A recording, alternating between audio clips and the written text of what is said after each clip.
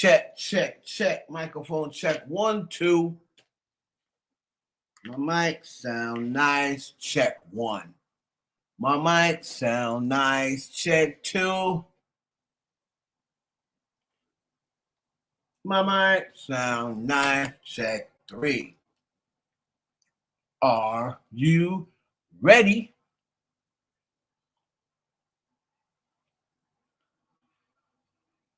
Let some people get in here. It is the industry tonight. I'm your host, Heaven Hollywood. We're going to wait till some people get in. We're going to be going live on Twitter, on Twitch. Make sure you got us on Twitch, man. That's twitch.tv. Twitch.tv/Heaven Hollywood. We're going to get into some things tonight. The Mallory brothers, or the Mallory twins, I call them. They're reactors. They have went viral and got the whole internet going crazy because they spoke on SexyyRed and Drake's relationship, and basically saying that, Drake is not really attracted to SexyyRed. How could he possibly be? And they're trying to find all these reasons of why Drake is attracted to SexyyRed. So they put that online, and a lot of people wasn't feeling it. Okay? Y'all make sure you put a 1 in the chat if y'all can hear me. We're live on Twitch, we're live on Twitter, also live on YouTube, which is the IE network. What's up, Kenji? Kenji did mention to me about a Elon Musk interview. I don't know whether he said anything in that interview that we need to talk about, but we'll find out. Then, LeBron James. LeBron James has signed with Philadelphia 76ers. Okay. 2 years, $8 million, with a player option on the 3rd year. And I'll let you know. Oh, you got both DeJounte. That's what's up. That's what I'm talking about. Working women. We got working women that come in my chat. No bum bitches in here. We ain't got no bum bitches in here. Congratulations. What's up, Marcel?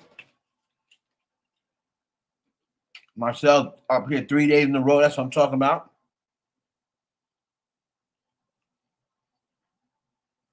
Diddy. Mayor got tricked out of his spot. We gotta wait. I did a full video on Patreon breaking it down. So y'all make sure you go check that out. That's patreon.com/the IE network. Make sure you go support your boy. You can't get that video anywhere else. I hope it ain't true. I hope Diddy, when he's just a month away from the halfway house. Now, he should know better. He knows what happens, the tricks, especially when people know that you're getting ready to get out. Everybody was upset that Diddy was getting ready to get out. Nobody was happy except his family, his daughters and whatever. And Diddy's kept a low profile. He hasn't gotten into any trouble. And then all of a sudden, out of nowhere, when he's just weeks away from getting out of jail and reuniting with his daughters, all of a sudden a fight breaks out, right? And Diddy got put in solitary confinement. Now, one of the reports I had said that the other gentleman also got put in solitary confinement, but I don't give a damn about him. one of the reports coming out of Fort Dix was that it was 100% self-defense. Now, if this is the case, if they deem this 100% self-defense, Diddy could just maybe just spend some time in there and get no infractions at all. But if this is deemed as something that could have been avoided, and Diddy just let his ego get the best of him, or let somebody say, na boo boo, stick your head in doo doo, and you went and punched him in the mouth because you were tired of them saying na boo boo. Well, no, that's not considered self-defense. You know? So I'm just hoping the next report I get back is that, okay, he's still going to graduate, because if they say this fight ruined everything, Diddy will not be getting good time. He won't be getting out in August, and he'll have to do his entire sentence and get 2028 unless they tack more time onto him. Yeah. Just not smart. You know, if you are, I've never been locked up before, but I've spoken to people who've been locked up, and they say every single time time comes around for you getting ready to go home, there's a lot of jealous people in there that they're not going home no time soon, and they don't want you to leave and be happy. So they're like, you know what? Yo, I'm gonna start something with him. I'm gonna try to get him off his square. We know he got an anger problem, so I'm gonna go over there and tell him, yo, I was jerking off to your daughters last night, knowing that they just turned 18 or they maybe 19. They know something like that will get under a father's skin. Yeah, I'm gonna tell them out. They probably wasn't even doing it, but just to get under their father's skin, under Diddy's skin. You know, I was jerking off to your twin daughters last night, right? And he'll say that to Diddy. Be looking in Diddy's eyes, licking his lips, like, yeah, you know, trying to give graphic, you know, of what happened. And Diddy could lose it. Any father could. Diddy could lose it, punch the guy out, and next thing you know, that's what they were looking for, because they're not coming home no time soon anyway. So their whole goal was to get you jammed up. Now they succeeded in what they're doing. The person who had them do it is going to pay them in honey buns or pay them in some other way. Trust me, it happens.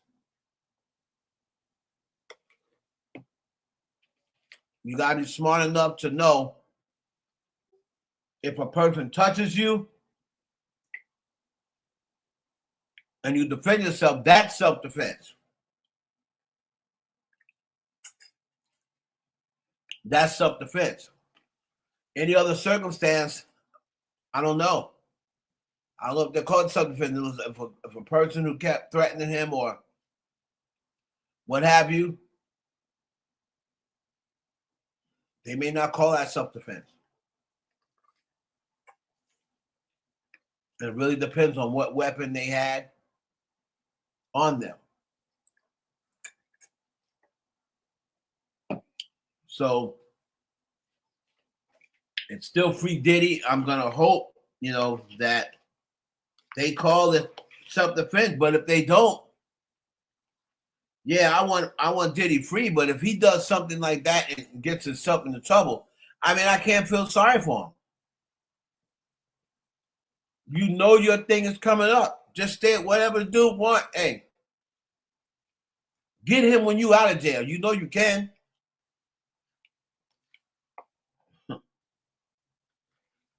And when you're in a prison like that and you're a celebrity, why don't you got people on payroll that's watching your back that's willing to die for you, because they're not getting out no time soon anyway? You're supposed to pay guys, you know, that say, hey, I'll do your laundry for for a month. I'll do this, I'll do that if you protect me, if you give me protection. Meaning don't let anything happen to me, but saying then if something happens, you take the heat for it because you're not getting out anytime soon anyway. And I'll make sure when I get out, I'll take care of you. That's the way it works in there. People's always told me you got to make friends. You got to, you have to make sure you make friends in jail that's going to be able to help you while you're in jail, and then you can help them when you're out. Because any of them other people, none of them have money like Diddy. So Diddy should have been protected. You should have had people, watching you.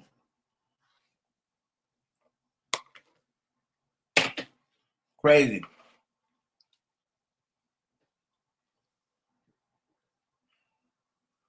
So I'm waiting for an update.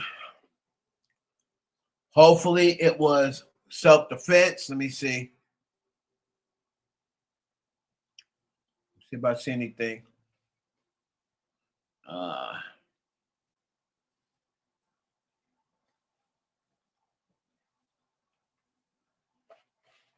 Check the podcast with Soul.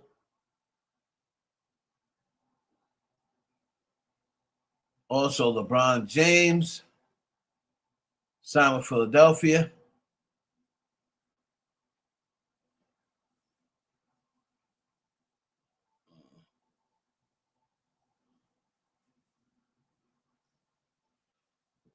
Also, Donald Trump, the president, dissed LeBron James today. And what else is new? Then we got Caitlin Clark yapping it up with Barack Obama.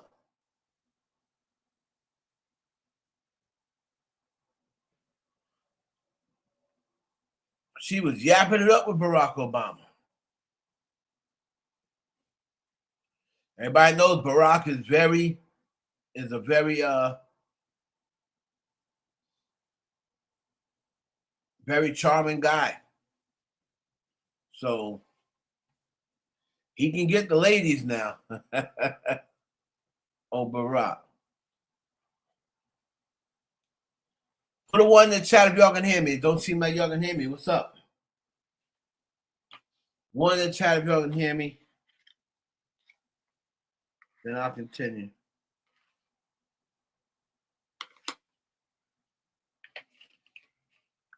Either on Twitter, on Twitch. Thank you, Madison Mosley. How you doing today? Okay.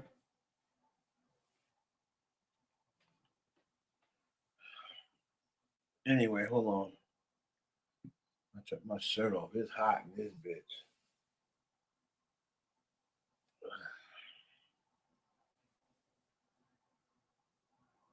Madison Mosley, the only one that can hear me? All right. That's good. That's good, Madison. All right, so as you all know, my name is Heaven Hollywood. We're going to get into some things. Come back on the other side. Industry tonight. Everything that went down, we're going to talk about it. LeBron James, SexyyRed, and Drake. Did I watch the side yet? I did not. I did not. I haven't even gotten into the side. I keep on telling myself to do it. I can really binge watch it. I'm definitely going to get into it. So,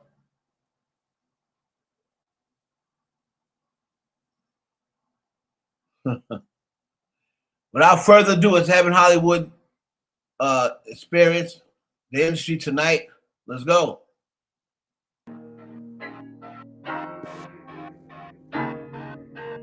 Gotta get you to see something.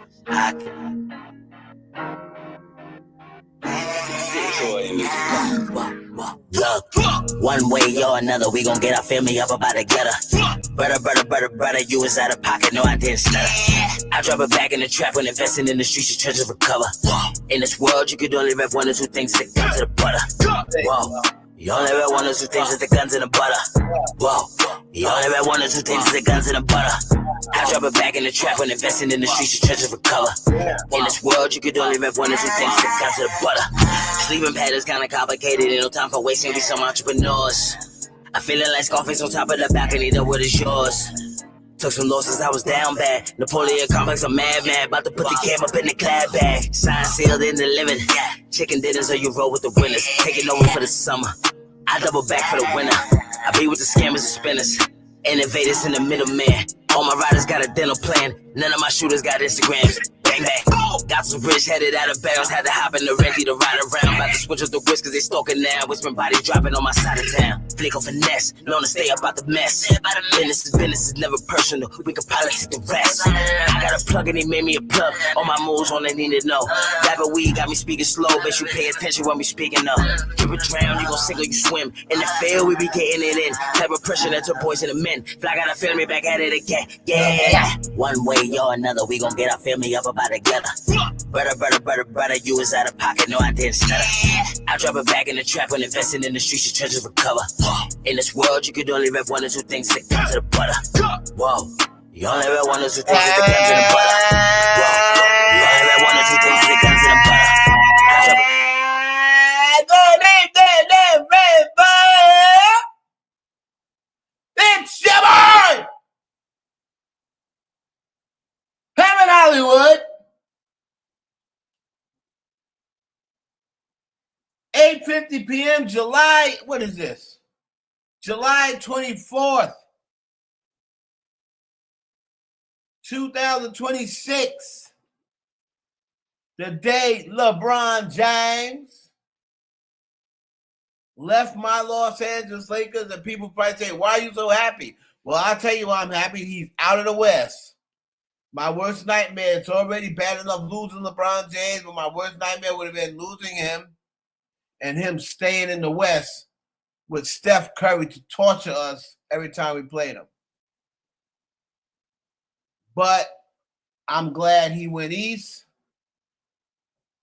Wish LeBron nothing but the best. I had no problem with LeBron James. LeBron James puts on the purple guy. I see a lot of people with these stupid takes. Oh, I'm a real Laker fan, and we couldn't root for the Lakers when LeBron was here. Then you're not a real fan. No real fans stop rooting for their team because a certain player comes in they don't like. That's stupid. You're not rooting for the team. You're not rooting for a player. You're rooting for your team. If Satan puts on purple and gold, I'm rooting for him. If they're like, at guard from Slovenia, 6'7", Luka Doncic. At the other guard, 6'6", from wherever that white boy from, Austin. What's his name? Reeves. At center from wherever, 7'1", Walter Kessler. And at forward from hell, number 666, Lucifer. Or Louis Cypher. I'll be out there, yeah. Yeah, Louis. Yes, Louis. Yes.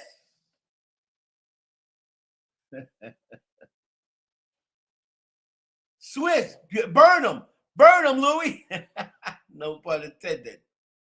Cook them. No pun intended. Cook them, Louis. Cook them. Louis Cypher.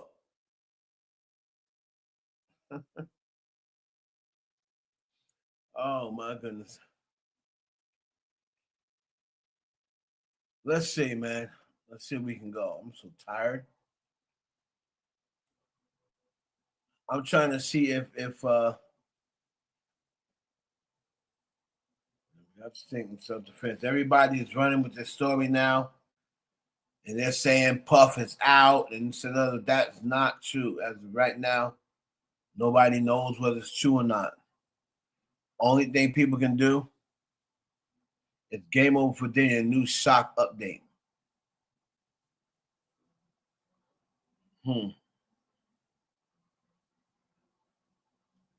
Let me look and see if there was a real update. I don't want to go by fake update. If Diddy allowed these bums to trick him out of his spot, he's not as smart as I thought. You know, but those are the things that happen. They start sending people. The government's already mad that they lost the RICO. So now when you get into some trouble, they say, see, we told you he was violent. See, we told you he wasn't rehabilitated. See, he's still causing problems.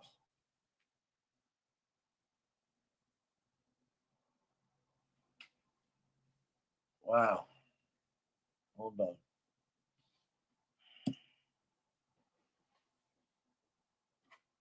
So let me check and see, man. Hold on.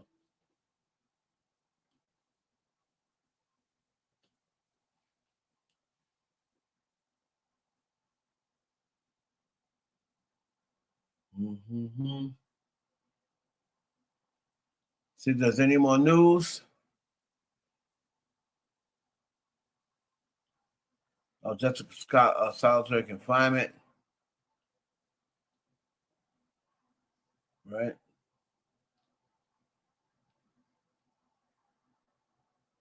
We gonna get to Chris Brown as well, but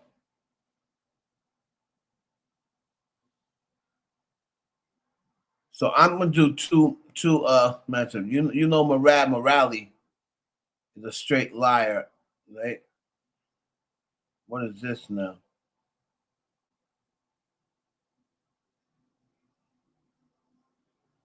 Fireman had a huge physical altercation and went bad for him, and whichever way you want to phrase it, whether he won to fight, he did win the fight. Whether he won the fight,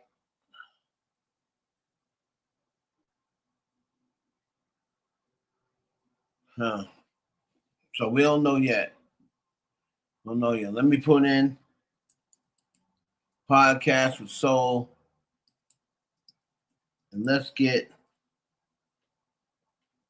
straight from started the fight. Puff was minding his business, so let's go here.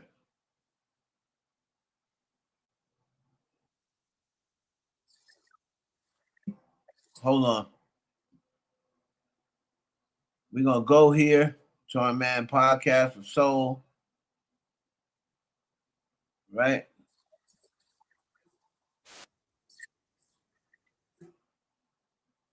We're gonna see, what he has here for us. If we can make something of this, he does have, right?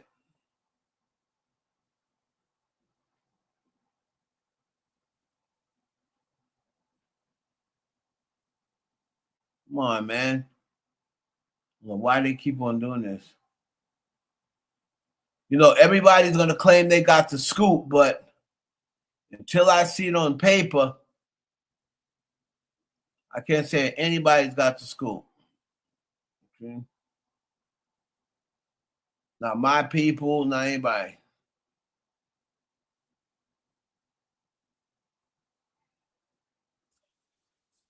Okay, hold on.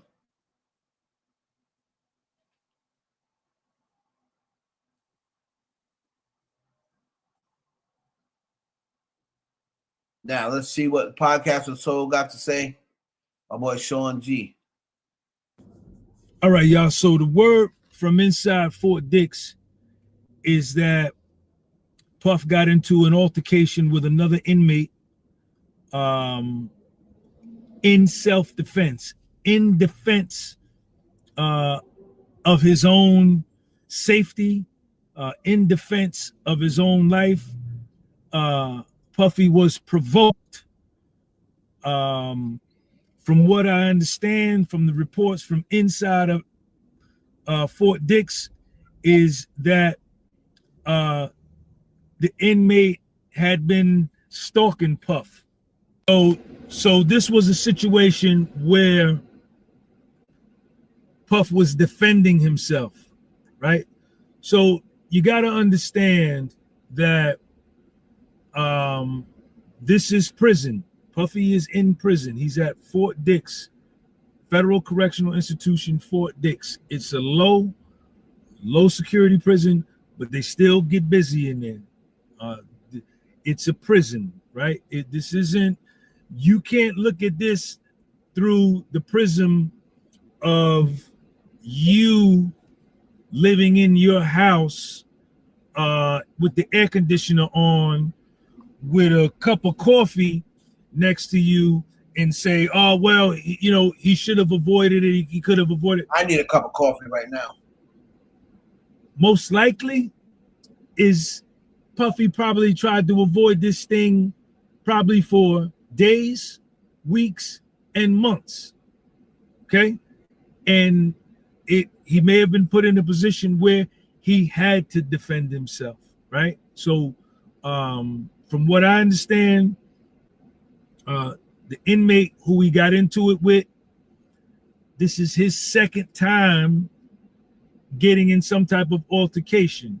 And the dude was stalking Puff. That was one of the words that I heard.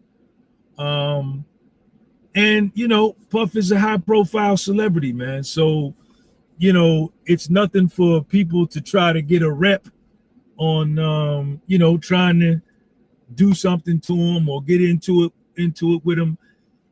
But I want to stress that this was purely self-defense. Okay. And in prison, these are things that have to be done. It has to be done. And, I know he's short and almost getting ready to finish the RDAP program. The best time to get a Reese's? Anytime. I'd also accept all the time. In the modern age, we've lost our...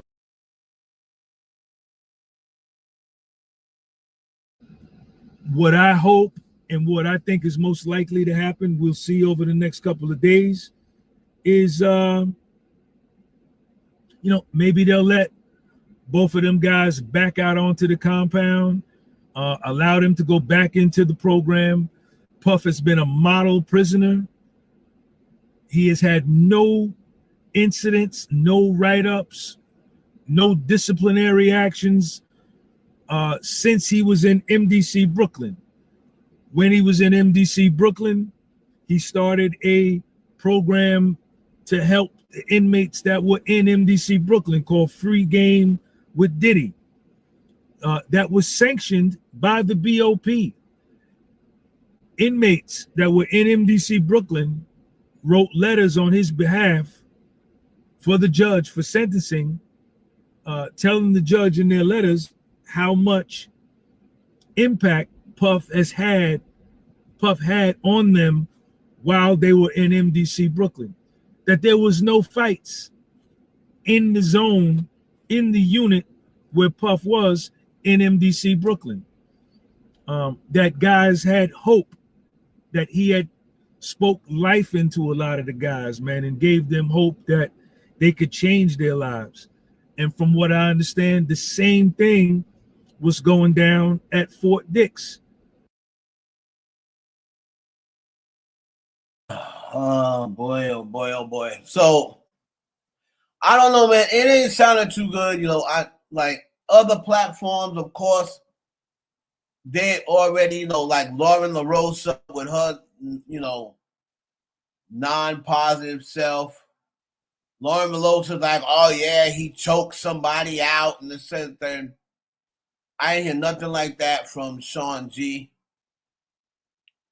But Lauren LaRosa, she wants to make it seem as though it's the worst thing. Oh, he choked somebody out. We don't know whether that's true or not. She hasn't said anything else. She hasn't updated. Right? And so we just have to sit back and wait. You know what I'm saying? On this update. But hopefully, I can't look at none of these YouTube because mostly everybody on YouTube wants Puff to stay in jail anyway. Right? Most wants Puff to stay in jail anyway. So they're going to be posting what they want to be true. They want Diddy to stay in trouble, so that's what they're going to post. All right?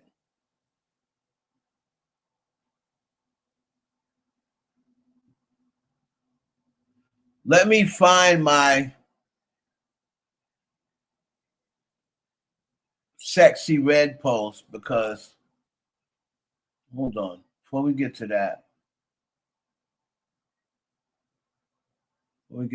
let's say something here.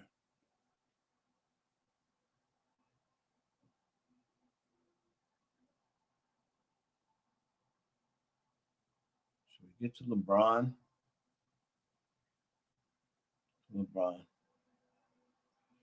So everybody has an issue with LeBron. Well, not everybody, but the people who hate LeBron, right? They're saying he's ring chasing. Oh, how are you gonna ring chase? He's 41 years old. You'll never be Michael Jordan. Like, I would love to see the age of people. What I want is for now on when people discuss. Look at J-Lo. 56 years old, y'all. From now on, when people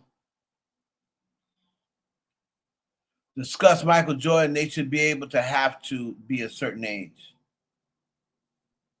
Have to be a certain age. Because I'm tired of people, 21-year-olds talking about Michael Jordan and they never even seen him live. They saw him on YouTube or some shit.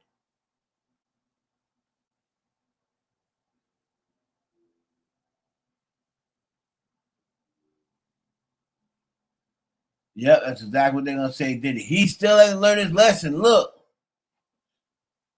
this is gonna be bad. If Puff gets kicked out of the program, he loses all that time. He's gonna be out in August, in mid-August. He's gonna have done all that work for nothing.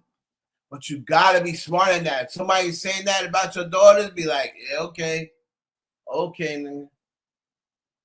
And just stay away from them, because there's self-defense and there's self-defense. Self-defense is not you got tired of him talking in your face and you got tired of him, insulting your daughters or this, that, and the third, and then you went and stalled off on him. That's not self-defense. And nobody's going to look at it self-defense. It has to be that he was coming towards you, you felt as though your life was in danger, so you had to do something.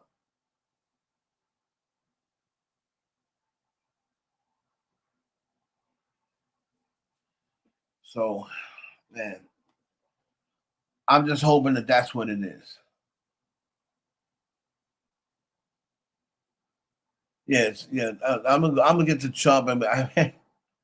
So Donald Trump calling somebody racist is really funny.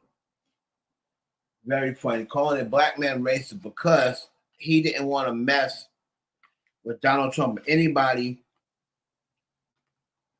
associated with Donald Trump. And LeBron used to stand up for social justice. So he's calling LeBron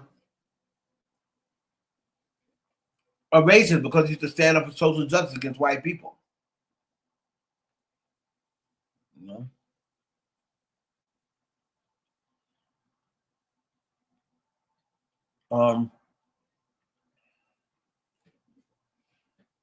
Let's go to the girl CC. And this had people mad. The diehard CC, of course, the fans of Caitlyn Carter are just regular fans. Of course, they wasn't mad. But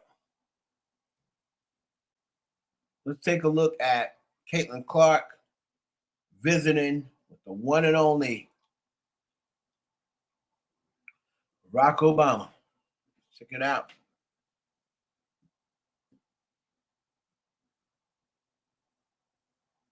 Hold on. How are you? Oh, hey. Look at Obama. Obama's looking for.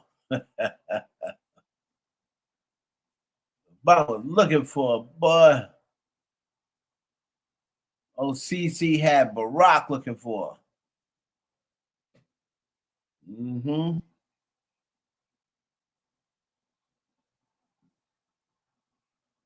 Let's see. Oh, hey. Caitlin, how are you? Really nice to meet you. You're great. You're fantastic. Thank you. Don't let all this nonsense get you down. Yeah, you know, I always say one of the things that was luckiest for me was I didn't get famous till I was like 45. So I was an old man. I mean, you're my daughter's age. They're not to have that much, burden and nonsense. So don't lose that joy. The game's like the game. And you're a hooper. And you I try sometimes. No, you're always hooper. And you're on a nice little run right now. Yeah, we are. Yeah. You mind if I get a picture? Yeah, come on. Ready? Come on. Wait, guys, get in with me. Oh, Charming Obama. Nice to meet you. Come on. Oh, hey. Caitlin, how are you? Really nice to meet you. Everybody loves Obama. And that is what drives the president crazy. You said Obama's so fake. How is Obama fake? I don't think Obama's fake at all.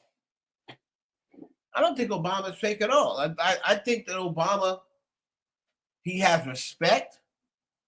He has charm. And there's a reason why people like meeting him and hate meeting the other guy. You know? I really do believe that Barack Obama, I mean, he obviously watches him because he said, you're on a nice little run right now. The only way that he'd know that she was on a nice little run, he has to be paying attention. You know? Now, Obama's not my guy, but I like him way better than the guy that's in office right now. Not even close. You know? And ladies love Obama. Like when Obama's around people, they want to smile. They want to take pictures with him. They want to talk to him. You see Trump, they're like, boo. You know? But what I'm looking for is some of the comments. You know me.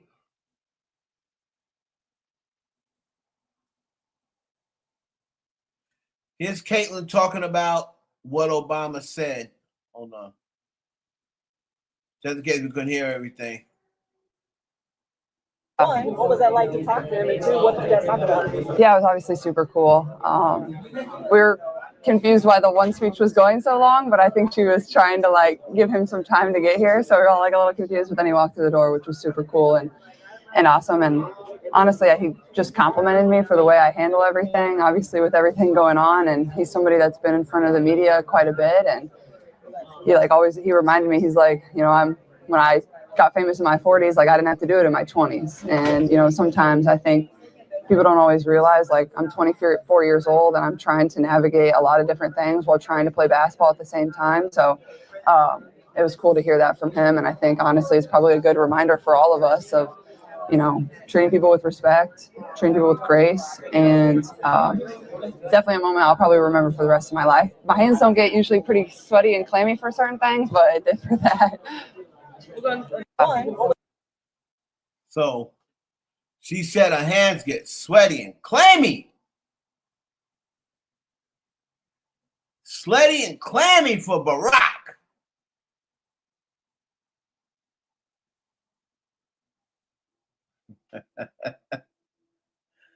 Woo.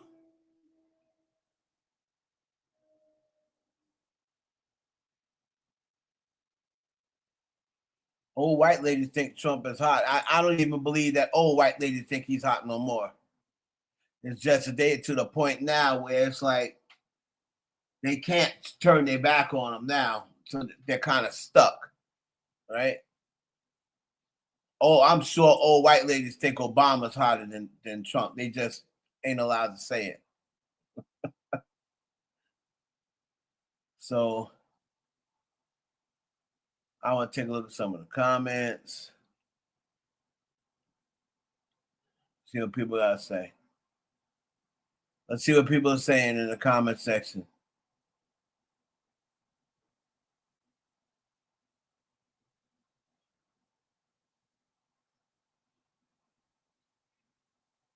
President Obama tells Kim not to let the media nonsense get her down. And she's a great player. Didn't ask for a picture with her. Left-wing narratives are in shambles here. Good for Obama. What? First of all, Obama didn't ask to get a picture with her. She asked to get a picture with him. I don't think left-wing people are in shambles. Why would they be in shambles? They know Obama's not a left-wing. I mean, they know Obama is right. I don't know why they think left-wing narratives will be in shambles. What?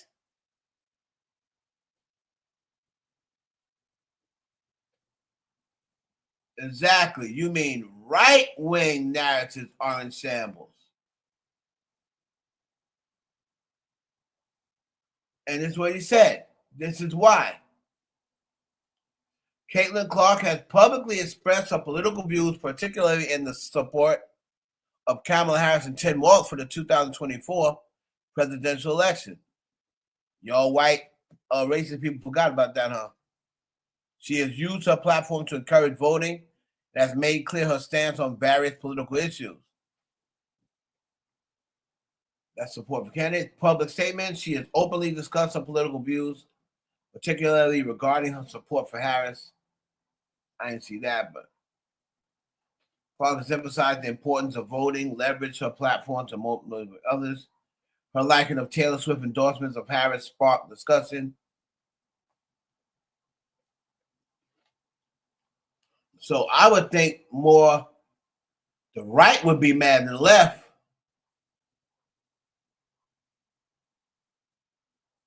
Sophie Cunningham got played by Barack Obama when she allowed him to take a selfie with her.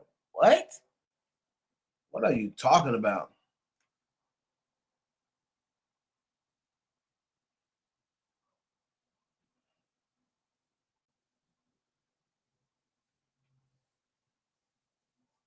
This isn't triggering liberals. It's triggering the imaginary version of liberals that y'all have propagandized into believing.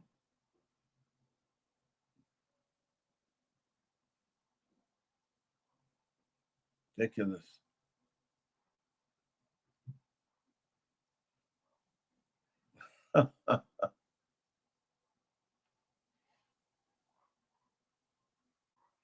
Left wing in shambles. Oh my God.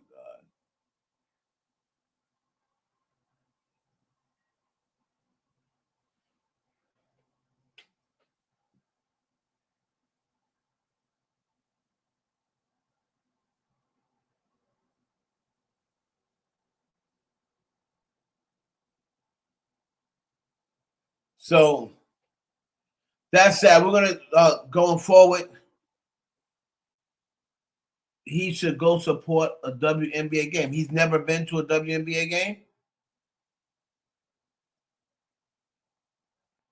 Kenji, you know for a fact that he's never been to one.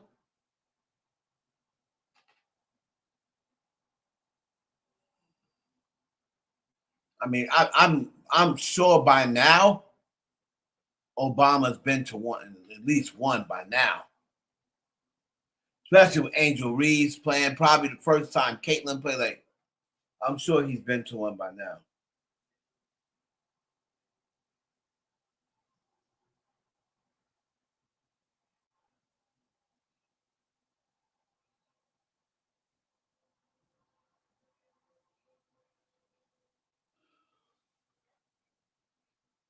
Okay. Let's get into my let me see if I can find this video. See if I can find my video, y'all. I put it on Twitter. Hold on.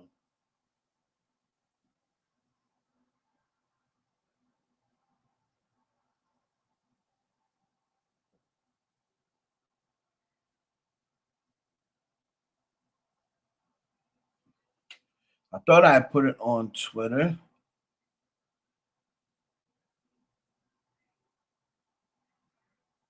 Hold on. We're going to get into this SexyyRed video. Okay. It's under my replies. Okay. Now, these Mallory twins are going pretty hard on SexyyRed. We're going to take a listen to what the Mallory twins had to say about Drake and SexyyRed. And okay. Now, everybody's been talking about that. Okay. Everybody's been talking about these two, the Mallory brothers. They are reactors on YouTube, one of the bigger reactor teams on YouTube. They were talking about Drake and SexyyRed. I'm going to give you a couple of bars of what they were saying and then come back on the other side and talk about what they're talking I love this nigga, but I think you look so lame taking SexyyRed to the FIFA joint. I just feel like as a community, we should not be supporting that bullshit. And I feel like he doesn't give a fuck. I think he look at SexyyRed, you know, and I don't know how he looks at it, but like, I just feel, just seeing that was just like, I just didn't like that, y'all. And I love Drizzy, but like, we should all be able to admit, especially if we all feel the same way about, like, you know, maybe some of y'all won't see it. It's a big deal. She is who she is, whatever. But I just thought it was a bad look. I think he look at SexyyRed like a FUBU jersey. Yeah. Like, she like a FUBU jersey to you. Like, to her, she like something that like enhances your blackness. Yeah, because I can't think of any other reason for you to have her around besides she the ghetto girl. You know what I mean? And you want to have a ghetto girl around because it adds to. I don't know. I don't know. That's the thing that I can only size it up like that. And then niggas are trying to say that you and that's the thing, yeah. We're not trying to say you not black. It's just something that's weird that why are you so invested? You know what I'm saying? Why do you feel like that's a good look? You know what I'm saying? I don't get it. I just don't fuck with it. And if you fuck with it and you co-sign SexyyRed being the expert, and look, this is whatever. Feel how y'all want. It's not necessarily an attack on Sexy. We just talked about how we felt about the spin that joint before. We talked about how we feel about a lot of stuff. And yeah, do we have certain contradictions out there? Sure. Everybody does. But I just don't think it's a good look. Just from a standpoint, look, and does the nigga need a good look? Does he need whatever? No. But I just think it's lame. I would love to see Drizzy with a joint that I would love to see Drizzy moving with even.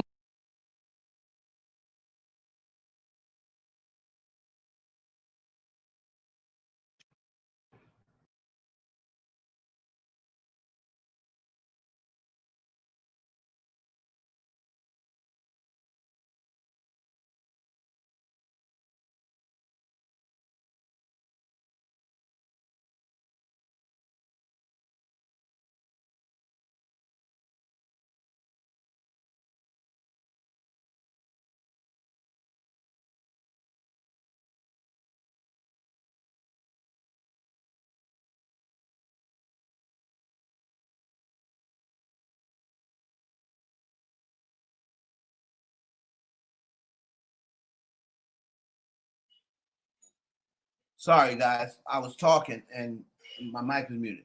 So now I like the Mallory twins, right?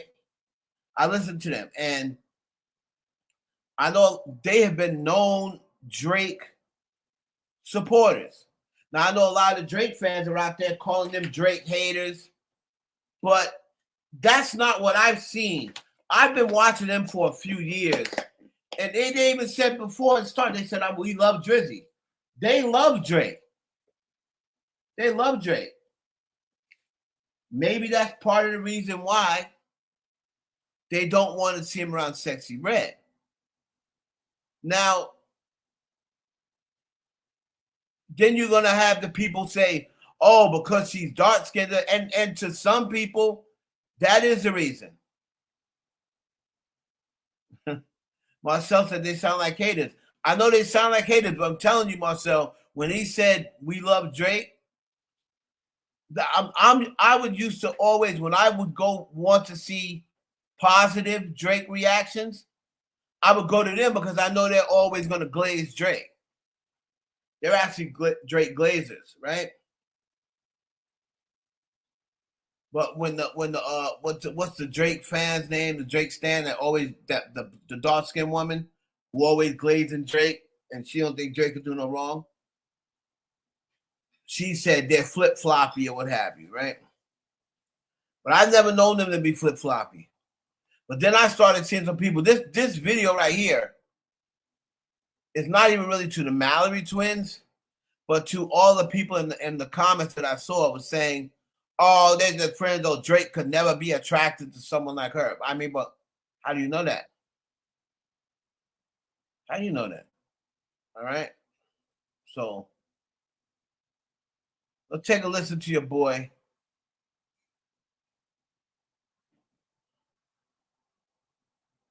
All right. Everybody's trying to figure out what's going on between Drake and SexyyRed. Are they really just good friends, or is there something more? Personally, I think it's possible they're seeing each other. But here's what I don't understand. Why are people acting as though it's impossible for Drake to be attracted to her? Beauty is in the eye of the beholder. Attraction isn't just about a pretty face or a certain body type. A person can be attractive because of the way they carry themselves, their confidence, their scent, their sense of humor, their personality, or simply the way they make someone feel. Maybe SexyyRed is genuine. Maybe she makes Drake laugh. Maybe she brings him peace. Every time I've seen her around people, whether it's black, white, celebrities, fans, they're smiling. She seems to have an energy that people enjoy being around. So if Drake is attracted to her, why is that so shocking? Just because she doesn't fit everyone's idea of what a dime looks like doesn't mean she isn't one in his eyes. Society doesn't get to decide what someone else finds attractive. At the end of the day, attraction is personal. Sometimes the qualities that make someone irresistible have nothing to do with what you see on the outside. So that was my take on that from my Microsoft network, from my microwave network. Y'all make sure y'all go follow that page as well. Microwave Media Network. That is my take as far as SexyyRed goes. Now listen, I'm on BS. I'm not on BS. I'm on RS. I'm on real shit. Now, is SexyyRed my cup of tea? No. Right? She's not my cup of tea. But is she the worst thing that we've ever seen? No. I mean, so, and my point is, how many times, let's just take Drake out of the mix.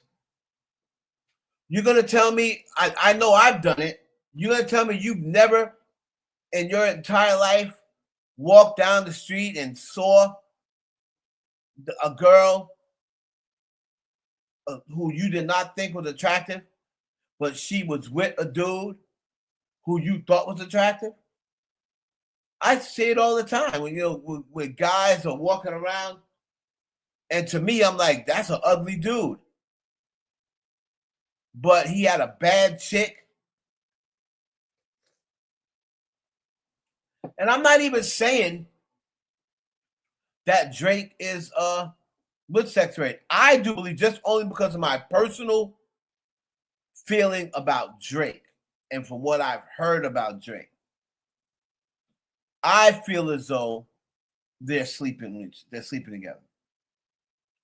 Because from what I've always been told is Drake does not work with female rappers he's not sleeping with. He has about 5 records with SexyyRed, way more than any other female rapper, probably except Nicki Minaj. She's got as many records with him probably as Nicki Minaj got with him. And just the grabbing on the ass, like he never took pictures with Nicki Minaj like that. You know what I'm saying? If you take a picture and you're grabbing on somebody's ass, you feel comfortable. You've done that before.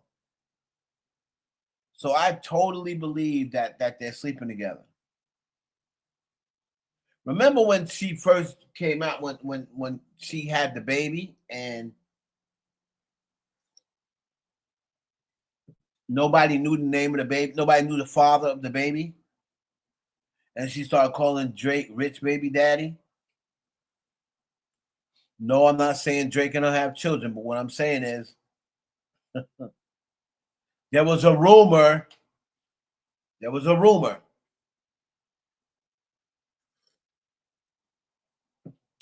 that last kid that nobody knows who the father is, there was a rumor that she slept with a big-time executive who was married. This is all alleged.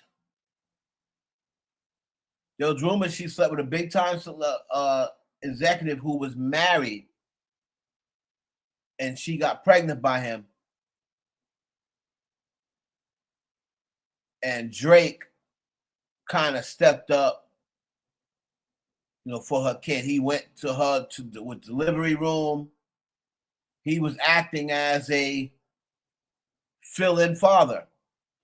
That's from what I was told.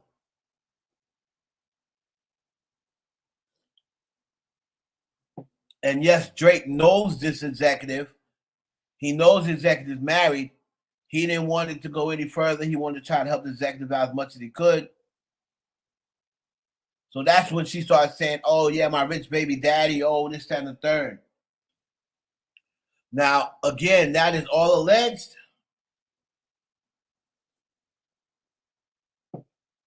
But one thing's not alleged.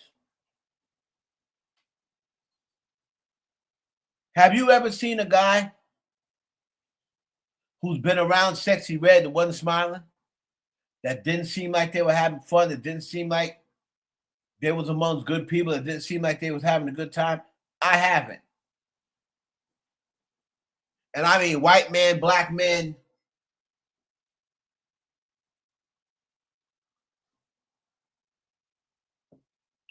Do I think Drake would marry her? No, I don't think Drake's gonna marry anybody. If Drake didn't marry Rihanna,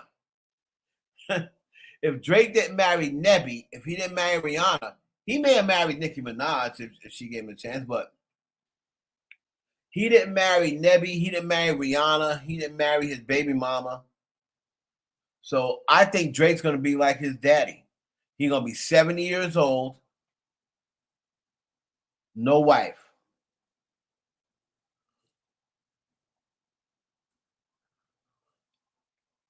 And he's had girls who was willing.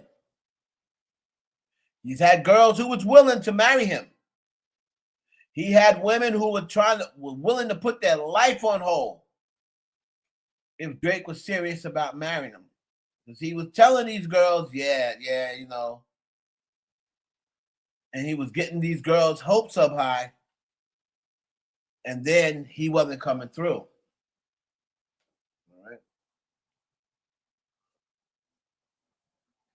But here's the thing, Kenji, you have to start thinking, then what else can it be? It's not like she's on fire. It's not like she can do anything for his music career. Right? You're talking about, they're saying, I don't know, but that gives him a black card. Give him a black card, and why don't he just go make records with Remy Ma? Why don't he just go back to making records with hell, he can go make a record with Dolce. They won't make a record with Dolce because of Kendrick. But all of these black, female rappers out there, he don't need to make a record with SexyyRed to for people to say, oh yeah, he's black. JT, Carisha, and he has a rapport with Carisha.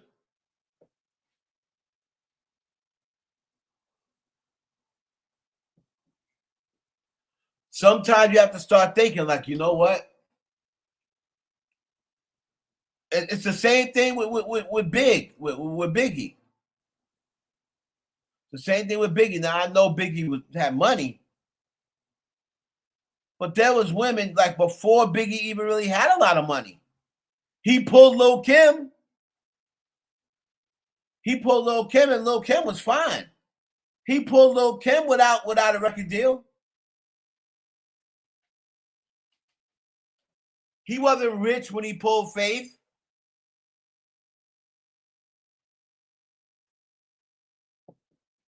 First thing first, our Papa freaks all the honeys. All of them. The dummies, the Playboy bunnies, and those wanting money. As a matter of fact, those I like a lot because they don't get nothing but penetration. Unless it smells like sanitation, garbage. I turn like doorknobs. Heartthrob? Never. Black and ugly as ever. However, I stay Gucci down to the socks. Rings and watch filled with rocks. What? So he lets you know. I know I'm ugly. I'm not a heartthrob. I'm black. Not a heartthrob, never. Black and ugly as ever. However, stay Gucci down to the socks. Rings and watch filled with rocks.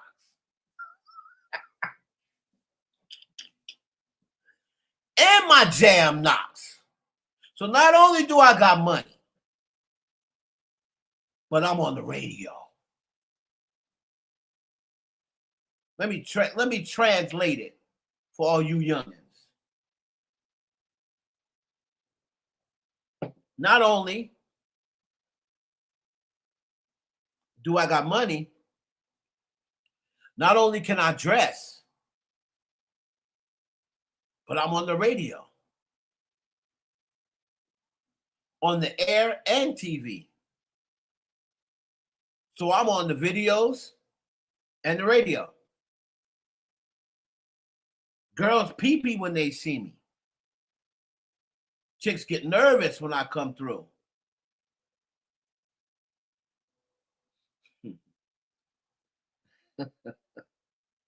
Man, y'all can't mess with me. Y'all ain't ready for my type of content. Y'all ain't ready. I'll be starting the all hip hop music channel, right? I'm gonna be discussing all music, so it's not gonna be nothing about gossip or none of that other stuff. It's gonna be a straight music pod. We're gonna be talking old music, new music, rap, R&B,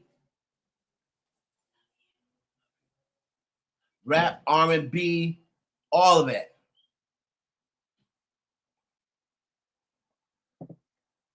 I also got a new show coming out called The Culture Check. Whenever the culture needs to be checked, I'm going to do it. So the first show, I plan on putting that out around August. The first show is going to be about how we allowed, the white community to dictate who we like, to dictate who we don't like. Okay? That's going to be on my show, The Culture Check.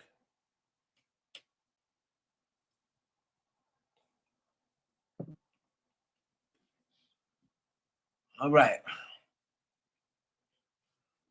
You know, the whole Drake and SexyyRed thing, again, man, I'm no Prince Charming, right? So I can't talk about who looks like what and whether he looks like this or she looks like that. That's not my job, right? But all I know is my brother can't stand SexyyRed. He thinks she's ugly. He don't think she's sexy. But one thing he always says is, I don't know whether this girl got the good, or whether she just knows how to talk to men, knows how to say what men want to hear. Right? When men, you see how men act around Daphne Joy. You see how academics and all these other men were acting around Daphne Joy. But look at Daphne Joy. Look at the way Daphne Joy looks, right? If Daphne Joy didn't have a sexy voice, niggas would still want to highlight her because of the way she looks and the way her body is.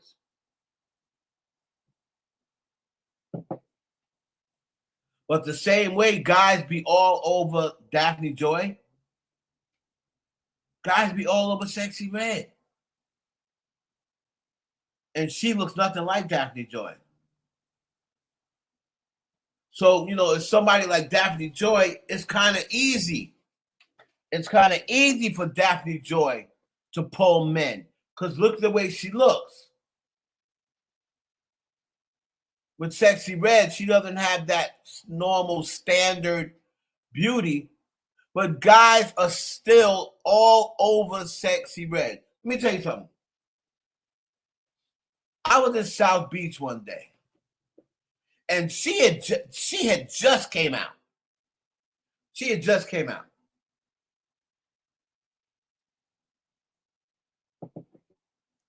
She was walking in South Beach.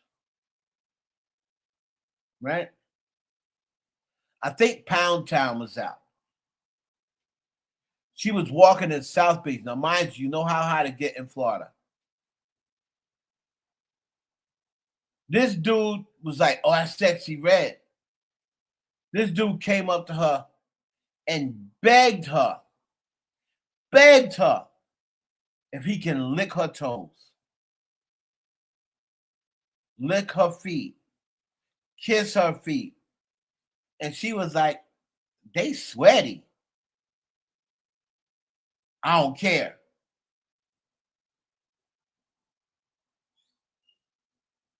She said, okay. I said, ain't this about a bitch? I couldn't believe it. This nigga sat right there in front of everybody, licking her toes, sucking her toes. I was like, and she was like, I told her they were sweaty.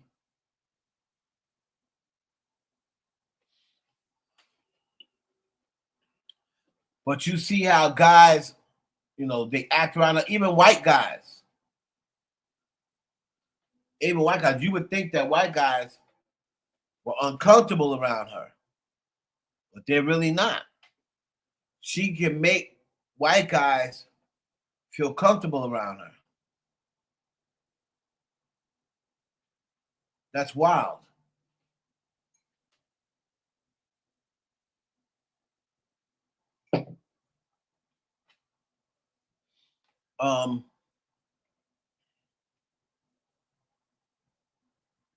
I want to jump into.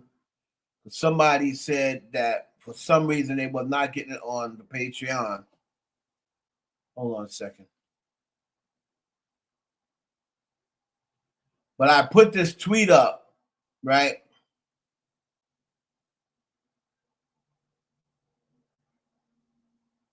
I put this tweet up the other day, and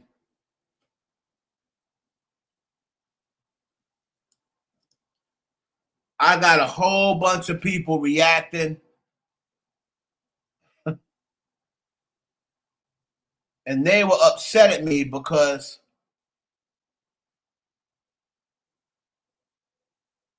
I talked about this story. Now,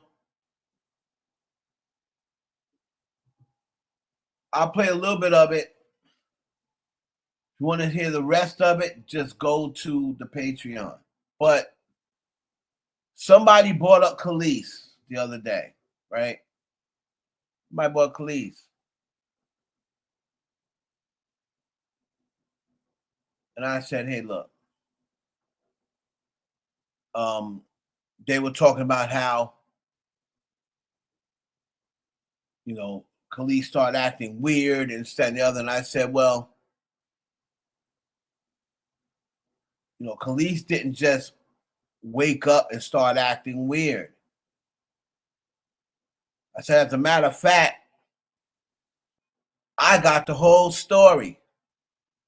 I'm only going to play a little bit of it because there's a place I want to go with this. Okay? Place I want to go with this. And if you want to see the full thing, you go to the Patreon. I'm not going to pay the full thing, but there's a place I wanted to go with this. And this had something to do with, since Beyonce's been in the news a lot, this has something to do with Khalees. Y'all know who Khalees is. Nas's former wife.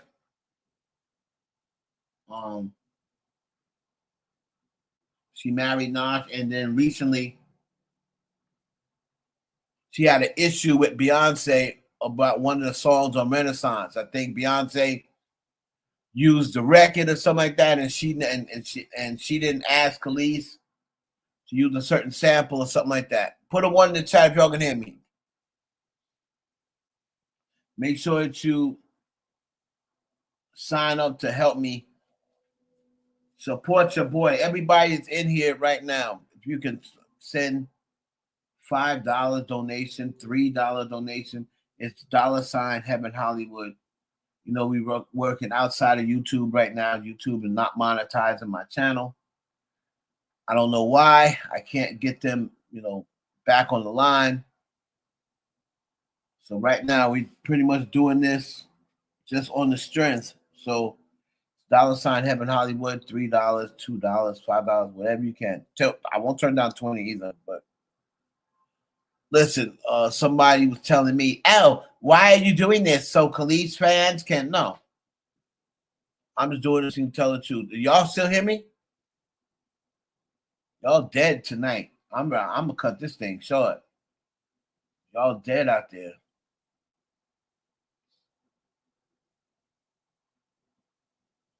Twitter, Twitch. Okay, Madison. So this is, I'll play part of it from the Patreon, but you want to see the whole thing, go to the Patreon. It's your boy Heaven Hollywood back on the IE Network. And this is Industry Stories. And let's get to it. A lot of people are complexed about what's going on now with Beyonce sampling Khalees's record and Khalees coming out and basically ranting online about how wrong Beyonce was for doing that, even though Beyonce credited her on the song. And a lot of people are saying, man, this seems way more personal because she should be taking it all out on Pharrell, but it seems way more personal than just Beyonce taking a song that she gave her credit for. And you're right. It is way more personal than that. And I was right there. So the place is called Capital. It's in Manhattan. I believe this was about 2006, 2007. Whatever, it was the release party for Hip Hop Is Dead. Nas and Khalees were together at that time. I don't know whether they were married yet, but that's Jay-Z, Beyonce, Khalees. This is at Capital. Now, Khalees was dressed in the red for dinner, for the ceremony. They had a ceremony in the restaurant part. Capital has a restaurant part, and then they have another like banquet hall. So there was the dinner up at the restaurant. Then we went over to the banquet hall for the after party, right? And that film Magic is our what do they call it? Not timestamp, but they called it something else back then. It's called what they call it timestamp now, but it's a branding. They call it branding now, but you know what it is. That was ours. Rest in peace, Mike Newton. So now Khalees, who was with Nas at the time, here is her greeting Beyonce. Khalees has never liked Beyonce. She felt as though Beyonce stole her style with the Ring the Alarm song. Because Khalees had a song out called I Hate You So Much Right Now. I hate you so much right now. Ah! Right? So I believe the song was called Caught Out There. And she believed that Beyonce stole that her little screaming style on that from her. That's why on Milkshake, that whole not Milkshake, Bossy, that whole hook, she was talking about Beyonce. I'm bossy. I'm the first one to scream on the track. I beat on the beat of the drum. That's right. I brought all the boys to the yard. That's right. I'm the one that's tattooed on his arm. And when she was saying that I'm the one that tattooed on his arm, she was referring to Nas. Because if people don't know, back before Beyonce got with Jay-Z, it's always been the rumor in the industry that she wanted Nas. Right? So that's what. So now, let me, for the people who, once again, I love when I'm telling the story, right? They'll believe Jaguar Wright and people like Gene Deal and Tisa, people that was never in the industry a day in their life, right? But when I tell a story, and I got pictures, they always try to pick apart something to try to not make it true. So let me tell you what they tried to do with this. That's not true. Because Bossy came out before Ring the Alarm. So how could she be talking about Beyonce when Bossy came out before Ring the Alarm?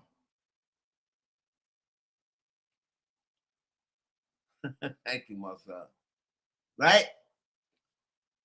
So people were spreading this video around saying he lying. He just trying to start trouble because, now mind you, I'm right there. The story gets better. So people would say, yeah, well, how did he? You know, that kind of makes sense. How was that about Beyonce when Bossy came out before Ring the Alarm? Okay. And I said, well, number one, there's a longer version of this video that explains that. But since it's not to me, when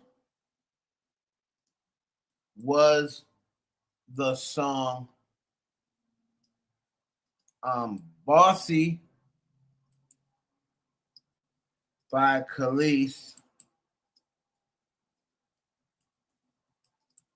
and who wrote it, right?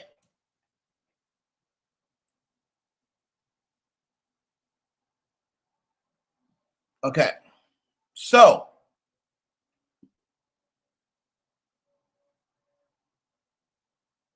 look at this.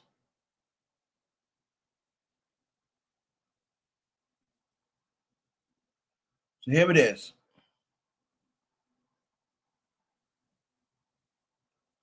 The song Bossy by Khalees, featuring Too Short, was recorded in 2006 and written by Khalees Rogers, Chandra Bangladesh Crawford, who was the producer, Sean Garrett, and Todd Too Short Shaw, which is Too Short, but I think they just took a sample from Too Short. Mario Elizondo and Jasper Cameron. All right. Early 2006. Now,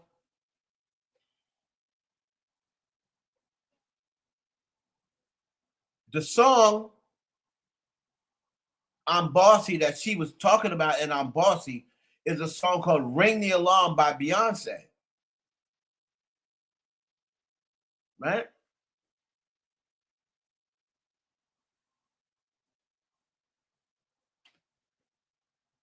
So Ring the Alarm came out before. Hold on. So when did Ring the Alarm by Beyonce come out? Hold on.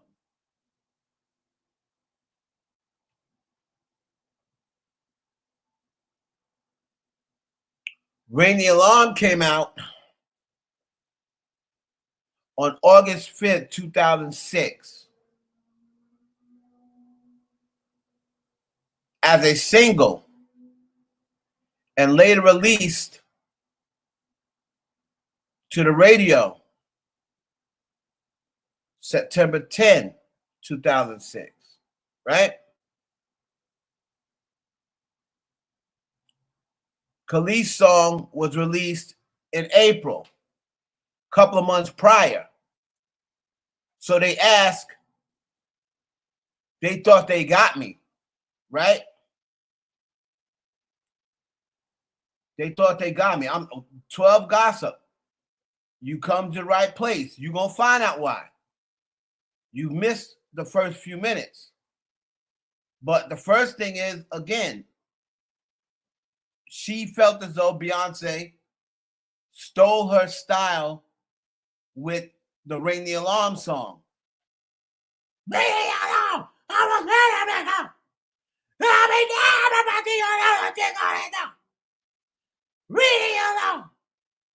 Right? And the way she had that screaming was kind of like a walkie-talkie sound. And that's the same sound that Khalees had on. I hate you too much right now. I hate you too much right now. Right? So Khalees felt as though Beyonce caught out there. Thank you. Yes. Right? So now, I was saying 12 Gossip, the people on Twitter, they was trying to get me, they hate that I got stories. And then when I got stories, I always got pictures to prove it. Right? Unlike people like Jaguar Wright that don't never got no pictures. She ain't never got no videos. She never got nothing. None of these people that be telling these stories hardly any of them ever have any pictures. And they hardly anybody ever has nobody to back up their story. Right? So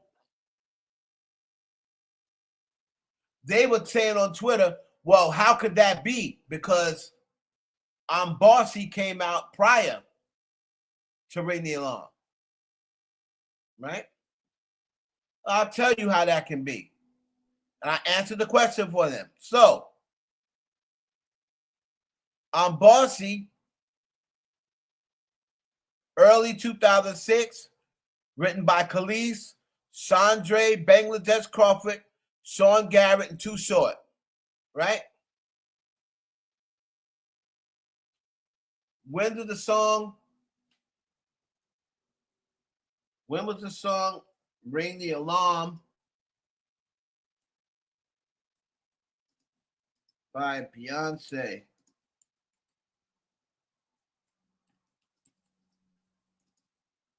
Recorded, right? And of course, they said 2006 in New York City. And it came out in September. So that's why they were saying, how could that be about her?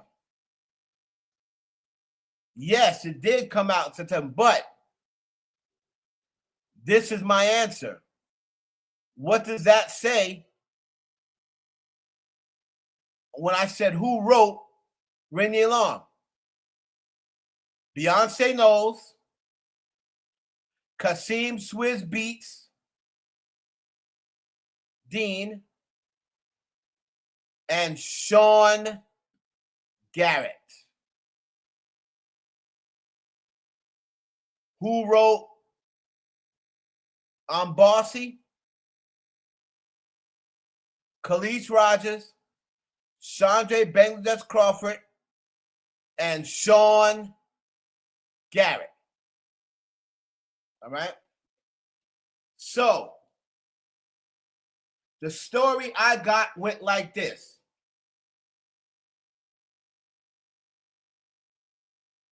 Bossy was Ring the Alarm was one of the songs that Beyonce recorded with Sean Garrett. Sean Garrett, trying to be petty and messy, let Khalees hear this record. Right? He let Khalees hear the record.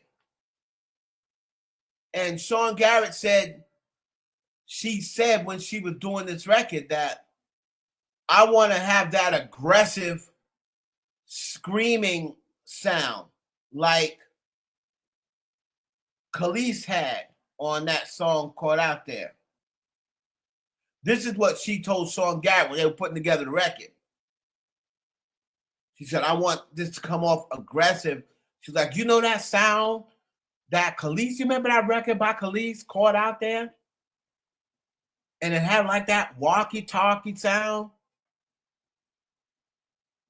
Yeah, I want that. So Khalees knew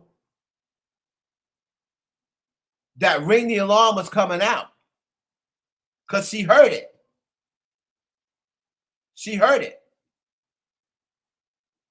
You know, these songwriters be working with people and be letting each other hear each other's song. They do it all the time. Songwriters are messy too.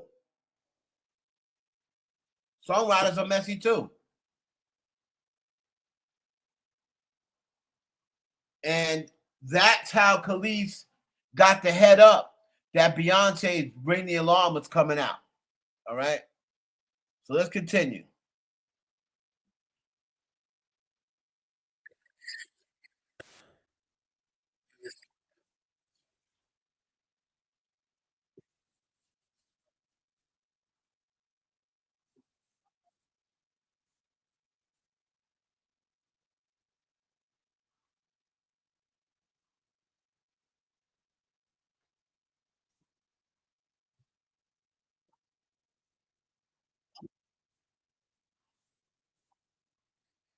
Hold on, hold on.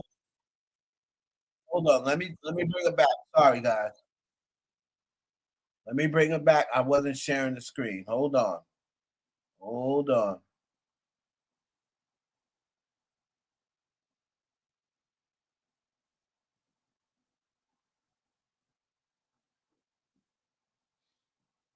Here we go.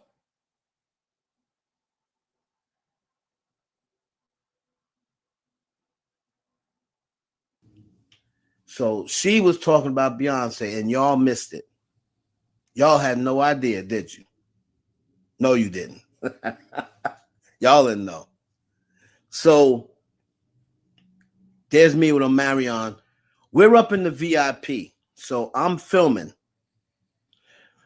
I'm in the VIP with a Marion. That's where that picture was taken. Jay-Z, Khalees, Beyonce, and then a little later, Chris Webber, who was playing, I think, for the Wizards at that time, who was a real good friend of Nas. Chris Webber joined us. So when I came through, Jay's like, if my wife don't want to be filmed. Now, people are like, oh, they weren't married then. Okay, did he said wifey or my lady?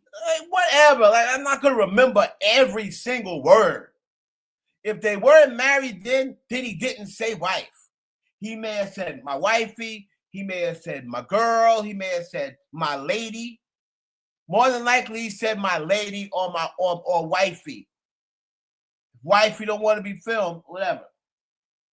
It's hard to make everything a gotcha moment. I don't remember every single word. I'm doing this pretty much without I'm doing this on pretty much on muscle memory. I didn't have no notes or nothing when I was doing this video. So I was doing it pretty much on muscle memory. Don't get on camera.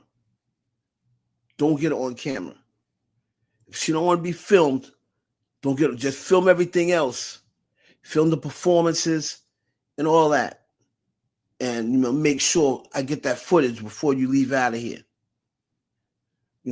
Abide by everything I say, every open bar, everything's all yours. You're going to be the only paparazzi with access to the open bar and the food. It's your boy. So I'm like, all right, Jason. And Beyonce's like, it's okay, Jai. It's okay. He can film me. It's okay.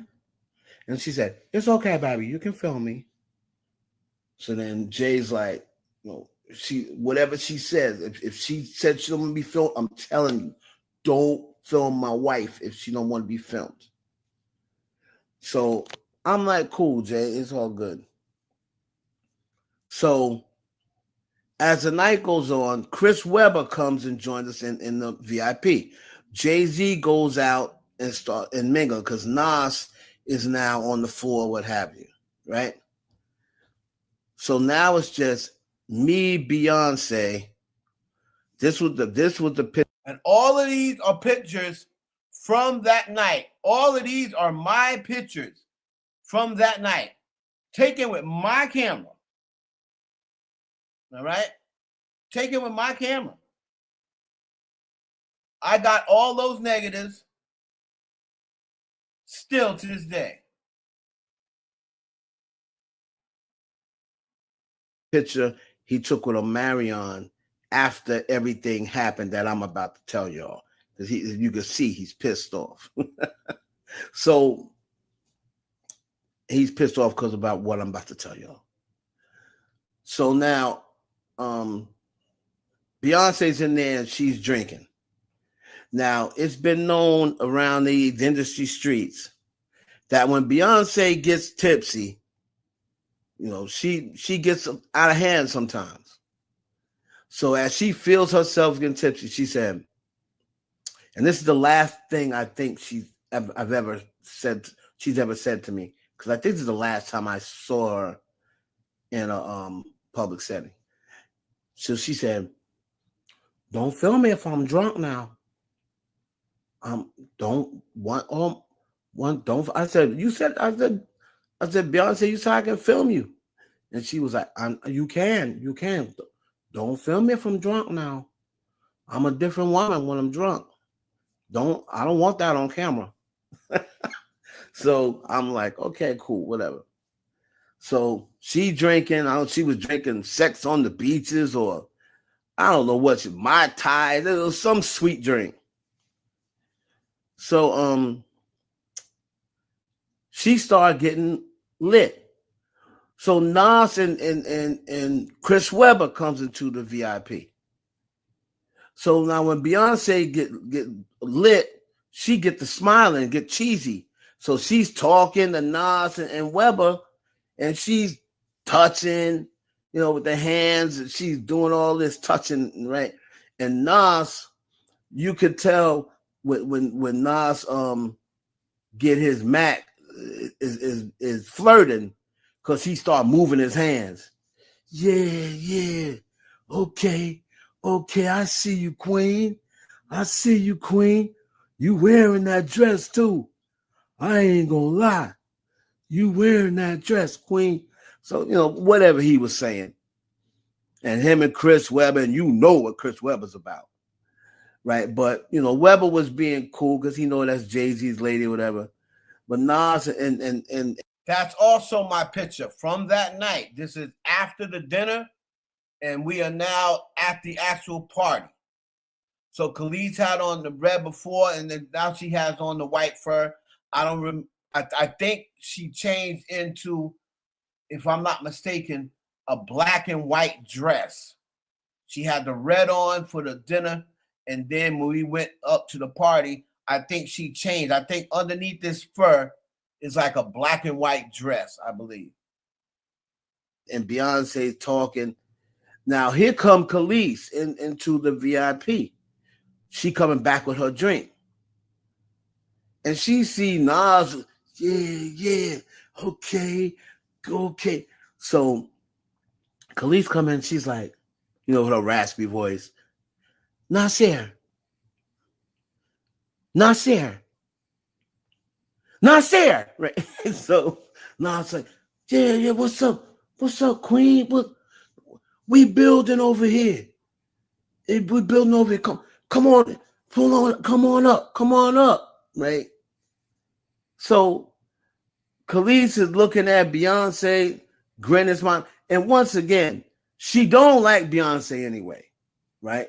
But, because it's Nas's night, she going to do her thing, whatever. She didn't really have that much of a problem with Jay, but she was always the one to say, Nas, I don't even know how you're even friends with him, Nasir. If a nigga told me that he nutted in my baby seat, I'm sorry. I'm not friends with that person anymore. We're fighting. I don't. You need to grow a pair. You need to grow a pair, right? That was her favorite line back in the day. You need to grow a pair, right? So she's like, this man said he nutted in your baby seat, and you're cool with him. I don't get it. I'll never get it. Oh, come on, queen. That's in the past. You know what I mean? We two kings. We got to act like men. We two black men. And Khalees is like, fuck all that. Right? So she just going along with it because, it's Nas's night or whatever. So she always told him. Now that is Jay greeting Khalees. And Beyonce in the back.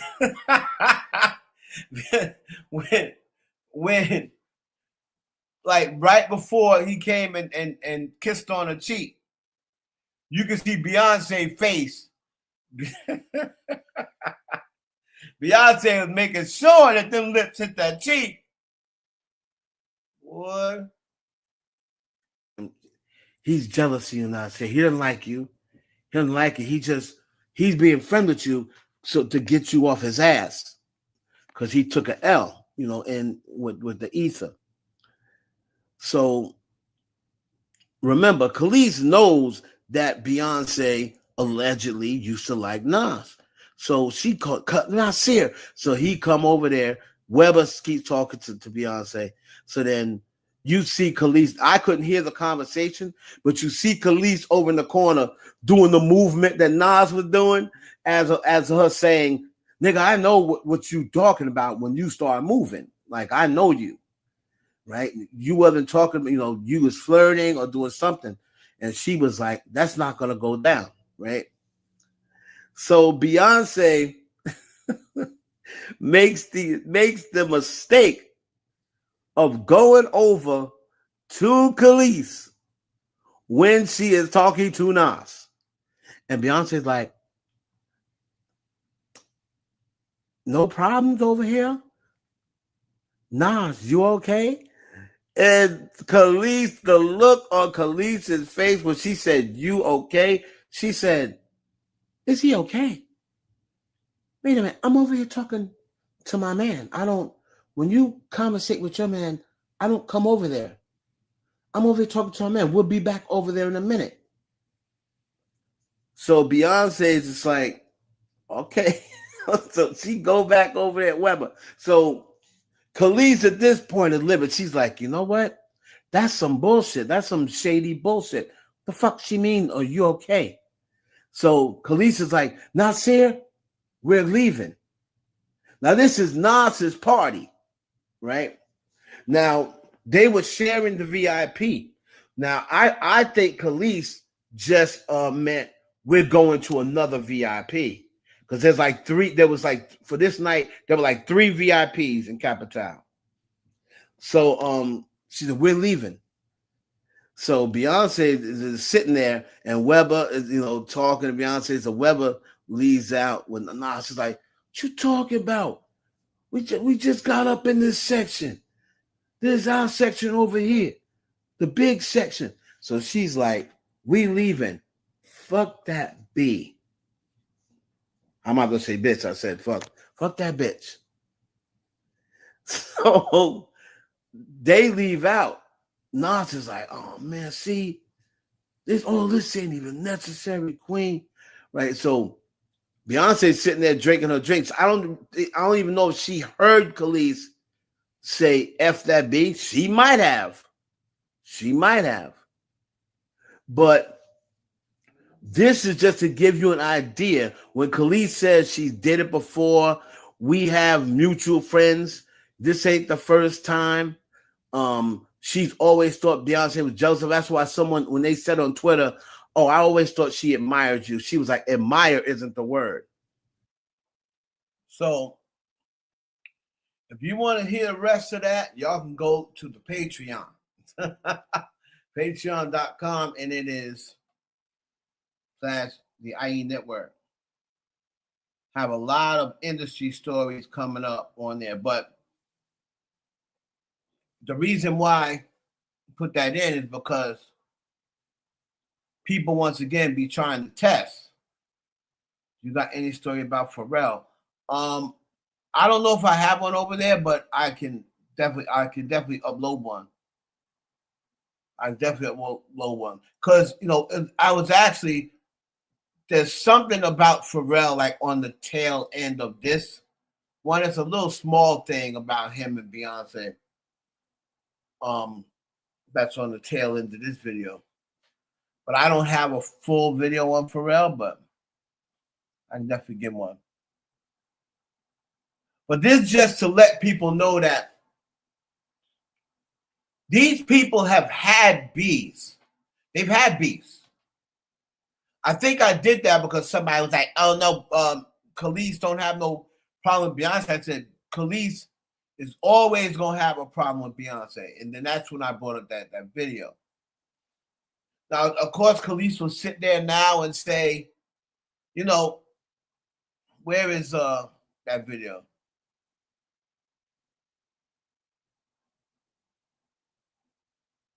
For people saying, oh, no, she don't have no problem with Beyonce.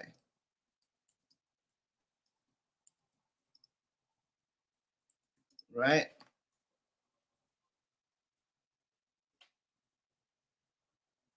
Hold on. This was just recently, right?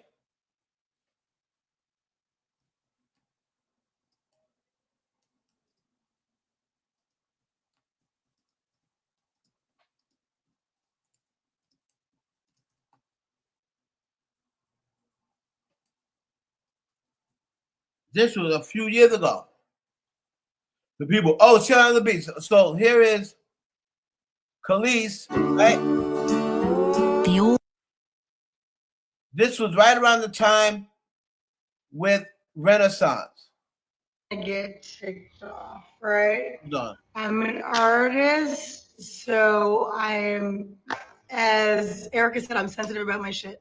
The reality is, okay, is that my real beef is not only with Beyonce, because at the end of the day, she sampled a record, she's copied me before, she's done it before, so have many. You heard that? She sampled a record, she copied me before. I'm trying to tell these people, and they trying to tell me, they don't have no feud. This girl just said this 3 years ago. 3 years ago, these parasocial ad fans, I don't know, they don't have a beef. They don't have Beyonce didn't do anything to her. She doesn't have, I said, Beyonce may not have a feud with her, but she's making it clear she has a feud with Beyonce. How the hell are you going to tell me, no, they don't? No, she don't. As Erica said, I'm sensitive about my shit. The reality is, okay, is that my real beef is not only with Beyonce, because at the end of the day, she sampled a record, she's copied me before, she's done it before, so have many other artists. It's fine. I don't care about that. The issue is that not only are we female artists, okay, Black female artists in an industry that there's not that many of us, right? We've met each other, we know each other, we have mutual friends. It's not hard. She can contact, right? Ash Nico, who's 20? She's a young white girl. She reached out when she freaking, like, it's just common decency, right? It's common decency, especially because, as so many of you pointed out, as though I don't know, but let me help you, okay? I know what I own and what I don't own. I also know the lies that were told. I also know the things that were stolen. Publishing was stolen. People were swindled out of rights. It happens all the time, especially back then. So it's not about me being mad about Beyonce. Everyone's like, you're all sheep. And I'm talking to the people who are obsessed and blind, just like, like, it's so dumb. It's so ignorant. It's so ignorant. She's one issue because it was stupid and disrespectful, and she should have at least reached out. But the real issue is the fact that the people like Pharrell and like Chad really is like an amoeba and just, he's spineless. It's a miracle he can keep his neck up. But Pharrell knows better. This is a direct hit at me. He does this stuff all the time. It's very petty, very, very, very. And the reality is that it's frustrating. I have the right to be frustrated. Why? Because no one had the human decency to call and be like, yo, hey, would like to use your record. Which, by the way, the reason I'm annoyed is because I know it was on purpose. This is not like they were in the studio. No, this was an on purpose direct hit, which is very passive aggressive. It's very petty. It's very stupid. And I'm going to say what I have to say. I don't mince my words. So all of you Beyonce fans, knock yourselves out. I'm not mad like that. It's not about me being jealous of someone using my song. That's the dumbest, most ignorant thing I've ever heard. Like, grow up. I was not thinking about her or no one else, not even on no shade, just not thinking about living my greatest, best life, as I always do. So it has nothing to do with that. It has to do with the fact that from one artist to another, you should have the decency and the common sense and the courtesy to call, reach out, a manager, an agent, anybody just be like, yo, heads up, this is what we're thinking, this is what we're doing. Even if you're going to do it anyway. Just common decency. Like I said, it's happened before where people at least had the wherewithal to be like, yo, using your record, we understand that like Pharrell totally swindled you out of your stuff. Just want to give the respect because that's what you do, right? No, that's not what happened. So grow up, okay? I don't mince my words. I say exactly how I feel, when I feel it, how I feel it. I don't care who likes it or doesn't like it. It is what it is. These are facts. This is not opinion, okay? These are facts. Later. So just to add to my thought, here's the issue, okay? This is really not about Beyonce. She's what now? 50 something? That is a fine woman. I ain't gonna hold you.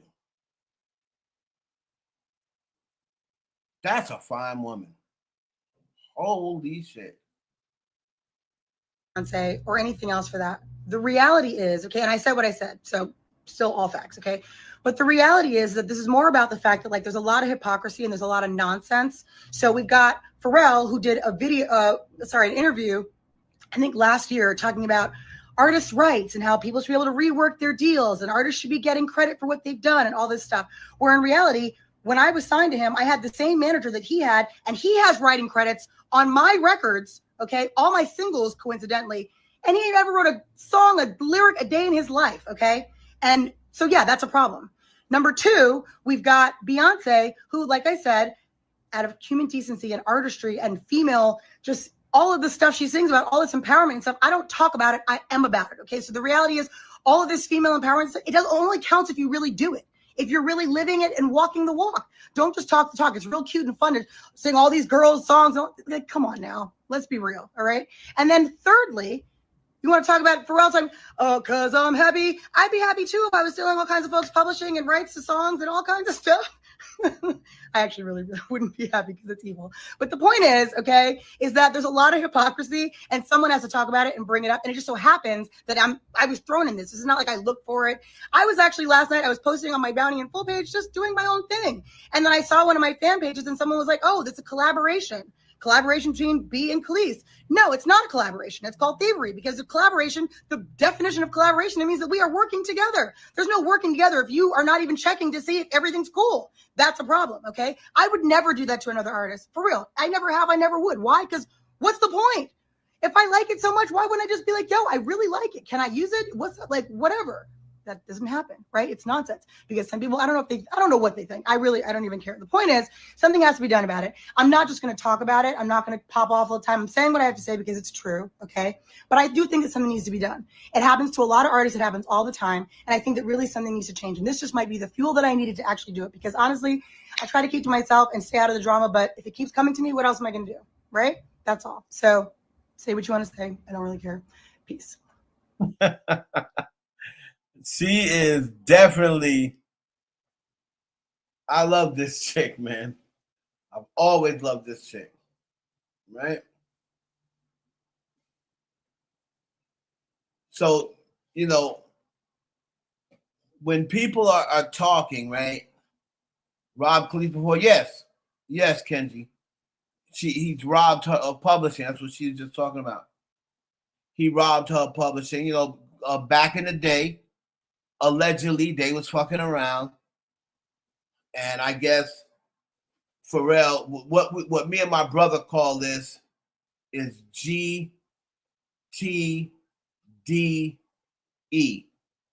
right?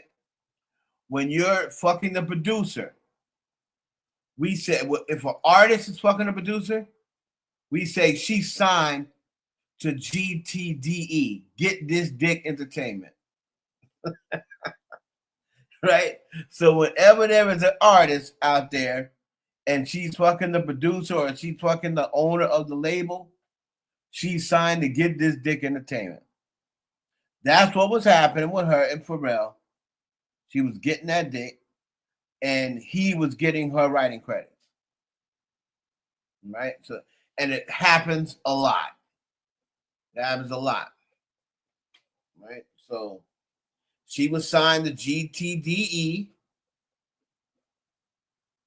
And then when she wanted out of GTDE, he had already taken her writing credits. Right? Crazy. Woo, child. What else we got going on here?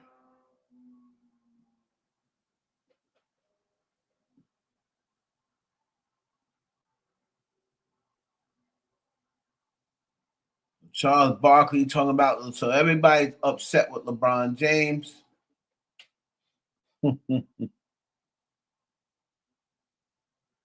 Everybody's upset with LeBron James. Y'all wanted him out of LA. You want him out of LA, right?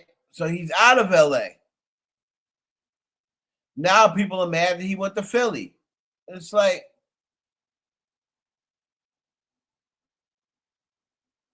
you got him out of LA. That's what you wanted.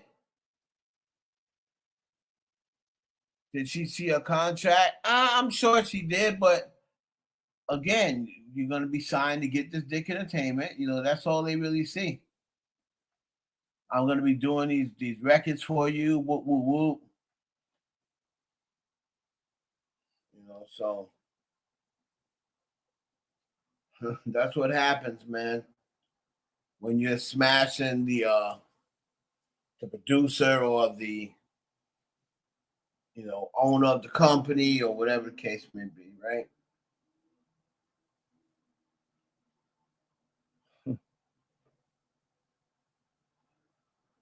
Let's see what else is going on.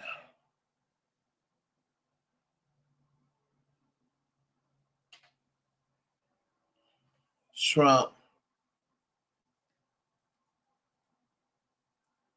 Is Trump talking about Obama again? No, but he's still talking LeBron. So he called LeBron James a racist. Maybe LeBron is a racist, but maybe he doesn't like Trump. I don't know. I only like people that like me. So I would say Michael Jordan. They ask him that because they know he don't like Jordan. He know he don't like LeBron. Like the country's in check. Why would someone ask this? Why would someone ask this when they know he's going to say Jordan? Or where do you stand on Michael Jordan versus LeBron? That's what you're asking the president of the United States.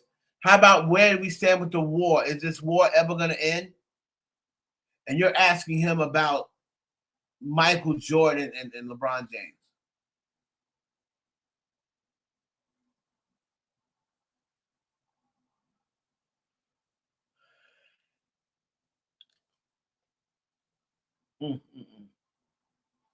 You're not allowed to only like people who like him. He said he only like people who like him. Wow, wow, wow.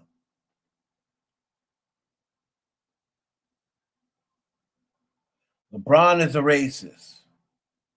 I mean, this is crazy. I'll see if LeBron's going to respond, but and there he is. LeBron, maybe I would say Michael Jordan. I don't think Trump's ever taken a picture with LeBron James.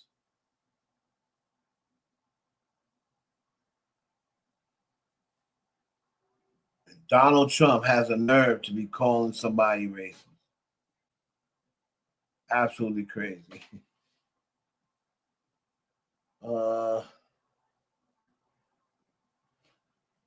Anything else, guys?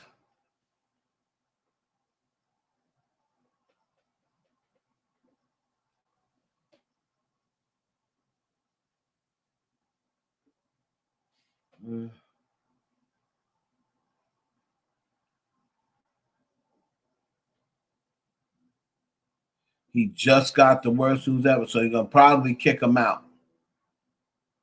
He probably got kicked out. Hold on a minute. That's bad, man. That's bad, but, you know, Puffy, man, you got to be smart in that, brother. Got to be smart in that.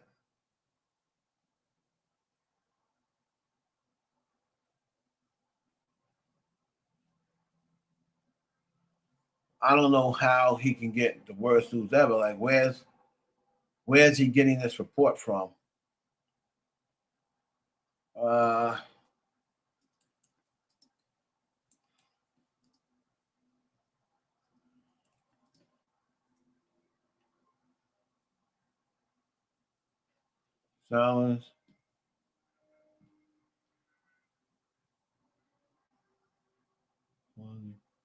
So he's doing a video saying Diddy got the worst news ever, but nobody else is reporting on it.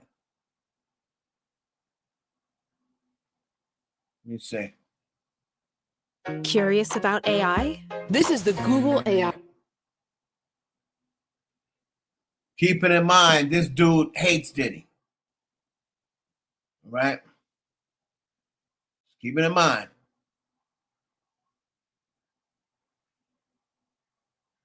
For this dude, bro. And we'll talk about, so I'm gonna talk. So hold on.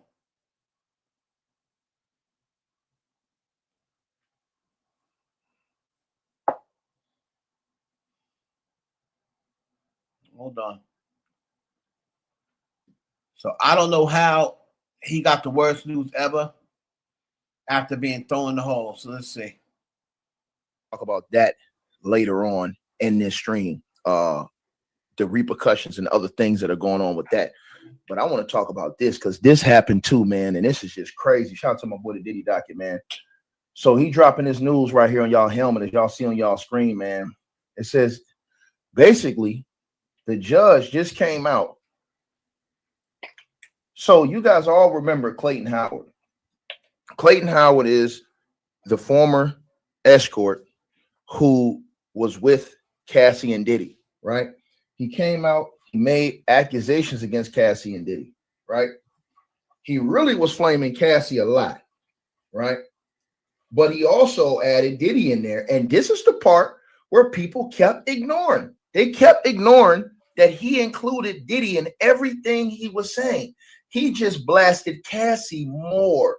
But then he got exposed by Cassie when she showed that message that he wrote her when she came out with her allegations that said that she told the whole truth. He knows she told the truth and that he was willing to stand up for her. He sent that message to Cassie's husband, but he didn't know Cassie's husband got that message because Cassie's husband did not accept his request.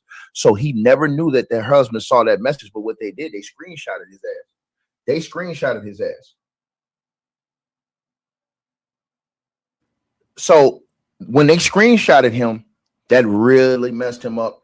And he came on social media. He was talking crazy on social media to Cassie and to Cassie's lawyer. But he came out. Remember, Cassie got 20 million from Diddy, and I believe she got 10 million from the hotel. So she got $30 million total off this. Clayton Howard comes out and files a $20 million lawsuit against Diddy and Cassie. Now, remember, everybody was saying, oh, he exposed Cassie. He went at Diddy too, but something real bad just happened to Diddy today. And I'm finna tell y'all this. This is a part. This don't even got nothing to do with the fight in the prison. This is something else Diddy just got hit with. So, anyways. All right, so what he's gonna say is they just decided earlier today that that lawsuit is going to be dismissed. Clayton Howard's lawsuit against Cassie is getting dismissed. I already knew this. He's making it a world premiere so he can get the clicks. But I already knew this yesterday. Clayton Howard, the escort. Let's see, Clayton Howard. Hold on. Clayton Howard. That's that dark skinned escort that always got like the white on the side of his lips. Right? I'll show you this dude. He is the escort that always got the white shit in the corner of his lips.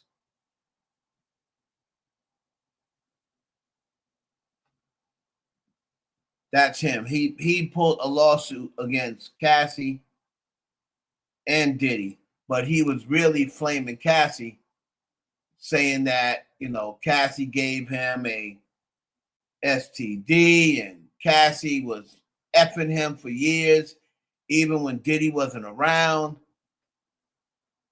And all this other stuff, right? You read the letter that she wrote to the judge?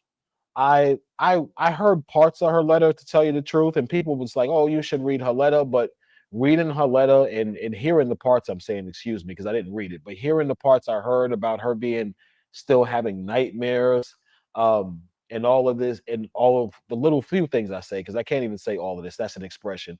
I heard a few things, like she said she was having nightmares and the trauma that was impacted on her life, she's going to feel it for years. But the truth of the matter is she made the decision to undergo that trauma. I wasn't aware of the true nature of the situation. Daniel Phillip, he wasn't aware of what was really going on. Jules Theodore, he didn't know about me or Daniel Phillip. The Punisher didn't know about me, Daniel Phillip, or Jules Theodore. But you know who knew about everybody in that situation? Cassie. Because Cassie, Punisher's crazy. He was letting all of us run up in her. Some of us run up in her raw, lying to us, making us think that she was only sleeping with us and she was actually taking care of herself. When the truth is, she was just a cum dumpster. And I don't want to be rude and mean by saying that, but any woman who would just randomly let strange men she's attracted to orgasm inside of her is a cum dumpster. That's what she was. And she was lying to myself and dozens of other men while she was a cum dumpster for Diddy. and she could have possibly put my life in danger. So I totally think she should be criminally liable. So that's Clayton Howard. He ended up suing Cassie, right? He ended up suing Cassie. But now here is a exclusive for Press Play Media. California judge just dropped a major ruling in Clayton Howard's case against Sean Diddy Combs and Cassie Ventura. Howard, the former male escort, who says he was a part of their freak-off world from 2009 to 2019, 10 years, sued them for sex trafficking, human trafficking, sexual assault, and RICO. He claims he got transported across state lines, drugged, paid, and put through non-consensual situations. And even said he was named as a victim in Diddy's criminal case. On July 23rd, Judge Ann Hwang granted parts of the motion to dismiss and denied others. Tossed with prejudice. Federal sex trafficking, Florida human trafficking claim, New York penal sex trafficking, RICO claim is still alive or can be fixed. The federal TV trafficking claim and California trafficking claim survived against Diddy, but got dismissed, of course, against Cassie and the companies. Of course. Sexual assault and New York trafficking claims got dismissed across the board. But Howard has 14 days to try to amend them. Cassie's request to move the whole case to New York was denied. Bottom line, Howard lost a bunch of his biggest claims, but the core trafficking allegations against Diddy are still in play for now. He has 2 weeks to clean up the complaint if he wants to keep fighting the rest. So that's him with Diddy. Here's Clayton Howard again. I'm Clayton Howard. I am the plaintiff suing Diddy and Cassie for on these freak-offs that happened all these years ago with the male escorts and all of this stupidness that you now see all over social media. So for the last couple of months, audience, I've been quiet. I'm a law student. I'm not a professional prostitute. I'm not a male escort. All of that is being constantly circulated by the media has something to do with something that occurred in my past over 10 years ago. Audience, Cassie admitted to sex trafficking me. Cassie admitted to lying on me. Cassie admitted to creating an environment that was completely deceptive of the truth of the narrative that what was going on, at least to me. People, by all legal terminology, that's coercion. If she wasn't willing to tell me who she really was and what was going on, people, she was lying to me. She hid her identity for multiple years for the sole purpose of lying to me and convincing me that herself and Sean Combs were husband and wife. So, audience, how can I be a liar if this woman admitted all of this on the stand during a federal criminal trial? Cassie has filed a motion to dismiss. But, audience, Cassie has not disputed any of my allegations. Her motion to dismiss attacks me on timeliness of the allegations, stating that, oh, because it happened X amount of years ago, now it's too late to charge her or seek action against it. Her motion to dismiss tries to use a text message sent by me to her husband, trying to respect her marriage and not blow her up for the cum dumpster she actually is. Now, audience, I'm going to state something for a fact because Clayton Howard is no liar. I most certainly sent that text message to Alex Fine, and it wasn't because Cassandra Ventura is a truthful woman. It was because Alex Fine, being a man who simply was in love with a woman, he had no knowledge of the truth of what really happened with Cassie because he wasn't in those rooms. So out of respect for this guy. Yeah, but you still said, oh, I believe what she said. Whoa. So, you were calling yourself trying to still be on Cassie's good side. A woman who you said gave you an STD, woman who you said was putting you through all sorts of situations. But here you are still trying to be nice. Oh, I'll testify if she needs to testify. Oh, everything she says is true and this, that, and the other. I don't know whether you thought you was going to still try to get some coochie on the back end. I don't really know what you called yourself doing, but once she wasn't with Diddy no more, she wasn't messing around with other guys like outside, unless she's messing around with Diddy, which we found out that she was. But other than Diddy, she wasn't messing around with nobody else. I didn't contact him and say, yo, your wife is a cum catching, cum dumpster, and a liar. I tried to contact him with a velvet glove, hoping that contacting him favorably would allow Cassandra to reach out to me to explain to me the things that I was hearing in the media. Because, audience, I knew she was lying from the beginning of when I first heard the media reports. Now, audience, you should know something that's really very valid, that the Wigdor law firm seemed to leave out of their arguing that I'm trying to go after Cassie's money. People, I was directed to the U.S. Attorney's Office by the Wigdor law firm. Cassie's a victim of domestic violence. She is. She gets credit for that, people. Diddy beat her. Diddy treated her horribly in his drug-induced state. But he didn't make her sleep with all those black guys, people. She slept with all of those escorts. She slept with all of those black men, those minority men, because the truth of the matter is Cassandra Ventura is a whore. She did this because she is sexually promiscuous, and which she actually testified to, she has ability controlling her sexual orgies. She's a nymphomaniac, from what I believe the transcript said. Audience, I'm not going to go back and forth with the Wigdor law firm trying to use outside media sources to attack my personal life, hoping that that's enough to convince a jury down the line that Cassie was telling the truth to facts she testified to during a federal trial. Audience, you may not like me, but here's the truth. I was victimized by Cassandra Ventura. She lied to me. She lied to dozens of other men for years while she traveled all around the world, not even the country, people, allowing herself to be a cum dumpster for a billionaire who she hoped would marry her at the end of her sacrifice of her soul and body, and it didn't happen. So when she realized that she threw 10 years of her life away and put 1,000,000 miles on her vagina for absolutely nothing, she retaliated against Diddy, she lied to federal prosecutors, and she just injected some of the real domestic violence over there to cover her own criminal conduct and to get revenge on her ex-boyfriend. And people, it worked.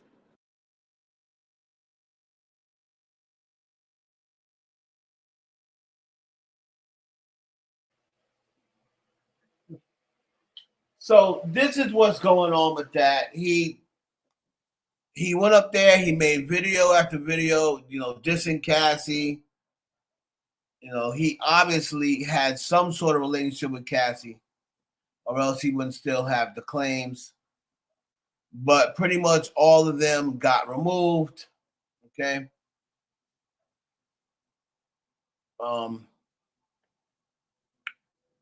Yeah, pretty much all of them got removed.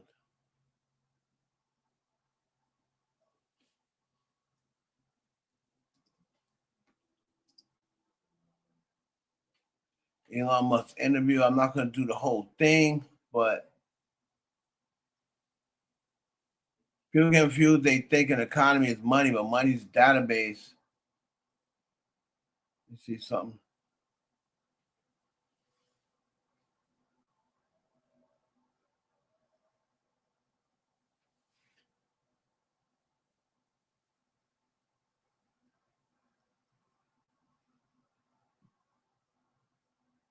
Do better than humans.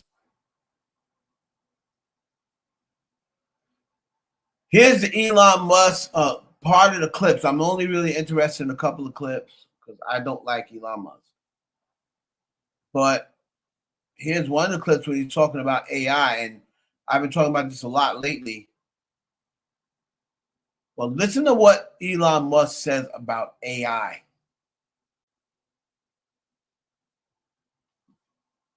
AI may exceed the sum of human intelligence in around 5 years. 5 years. Roughly 5 years is my guess. There really won't be anything that AI can't do better than humans, apart from being human, perhaps. At a more prosaic level, what will life be like? The most likely outcome is an age of amazing abundance, where anyone can have anything they can think of. This may sound preposterous, but, well, here we are in 2026. Let's see where we stand in 2036. Now, of course, there are things that could derail this, like a massive global thermonuclear war or something like that. But assuming that there's not World War III, I think we're headed for an age of amazing abundance. So this is, I guess, a message of optimism and excitement about the future. It would be an exercise in vanity to for me to think that I would be controlling super genius AI that is vastly smarter than me. I think what we can and should try to do is to make sure that the AI has good values, that it cares about humanity, and that it wants us to be happy and prosper. I think it probably will be. What my biological neural net tells me is that the most important thing for AI safety is to be maximally truth-seeking and curious. If that's the case, I think it will foster humanity. So let's unpack that. You're sure that humans will no longer be in control in 10 years' time? I think it is unlikely, in the same way that if the difference in intelligence between AI and humans is vastly greater than the difference in intelligence between AI and chimpanzees, it's hard to imagine that the chimpanzees would be in charge. I'm really And struck we are by this. essentially an evolved form of chimpanzee. So it wasn't that long ago that we were swinging through the trees, eating bananas in the jungle. And we still eat. Oh, wait. What did this ninja say? See, this is why I can't fuck with this dude. Him and Bill Gates be on that straight bullshit. Oh, it was not long ago where we were chimpanzees swinging through the trees eating bananas. I don't ever remember that. I don't ever remember swinging through no tree.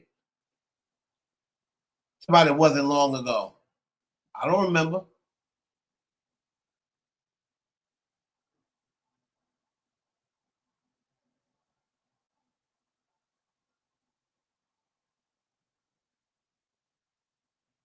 Unbelievable. Eat bananas, by the way.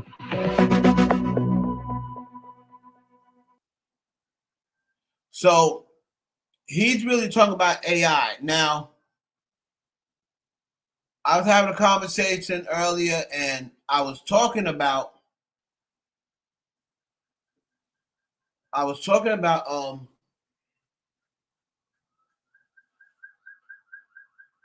AI pretty much taking over the world. You're gonna start seeing people with AI girlfriends. I'm telling you. They already got guys involved with AI girlfriends, like they're actually in a relationship. It's just incredible. They're actually in a relationship. Guys are in relationships with AI girlfriends, right?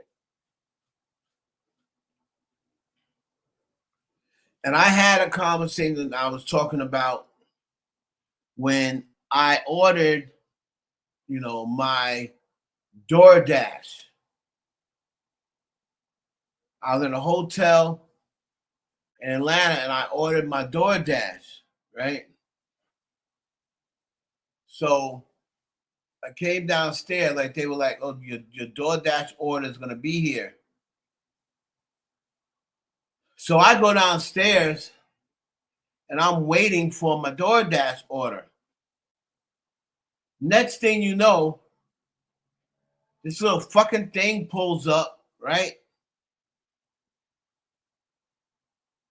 And I'm like, at first I didn't know what to make of it. So I was like, is that thing walking? And it was walking towards the hotel. It was a fucking robot.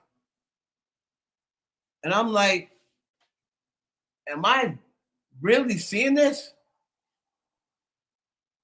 The fucking robot was bringing my DoorDash.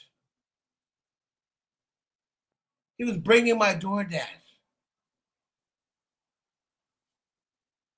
Man, I almost had a heart attack. I was like, what's up? What's up, Dad? I'm like, why is this thing coming towards me? So they were like, oh, isn't that your DoorDash? So everybody's laughing because they're so normal to them. They're like, go get your DoorDash order. I'm like, hell no, I'm not going out there. They're like, oh, they're not going to release it to anybody else. So I said, I go out there and the food, they got the food, but the food is like locked. And so thinking you have to put in the code that they sent you. And I fucking put the code in. He opened up the little gate, took the food, and then the fucking thing turned around and it was about to leave, and then it stopped. It stopped like at the end. It was just like swaying back and forth. And I'm like, what's he doing? They're like, oh, he's just waiting for his next order. I'm like, what? He's going to wait at this hotel for his next order, then he's going to leave? I said, Lord, have mercy. And he stood there. Let me tell you something, Darius. I was so fucking petrified. I was like, what the fuck is this? And they were like, oh, your daughter. And they were laughing because they're so used to it. They were laughing their ass off. They were like, oh my God, you're going to make me pee on myself. This fucking machine is delivering my fucking food. And then after he got another order, he fucking took off, rolling down shit. I'm like, what the fuck? Stop. He stopped at the red light. This motherfucker stood there. He knew to stop. The light was red. Light turned green. He started going again. I said, Lord, have mercy, Jesus, save me.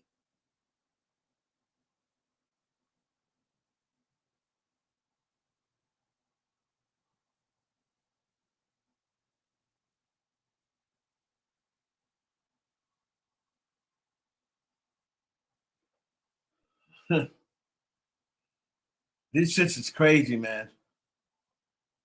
Crazy.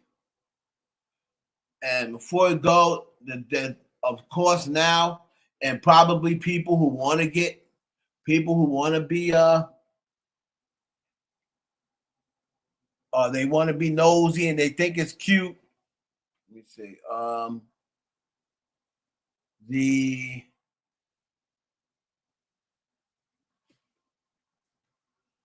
Hold on.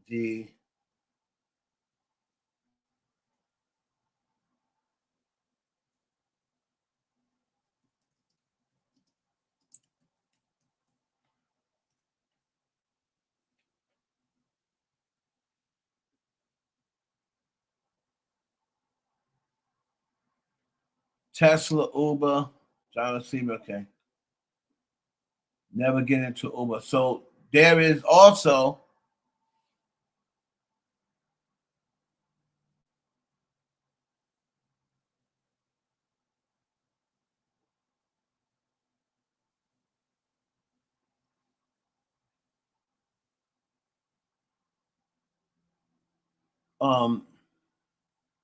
there's also these Ubers now. Don't get into them.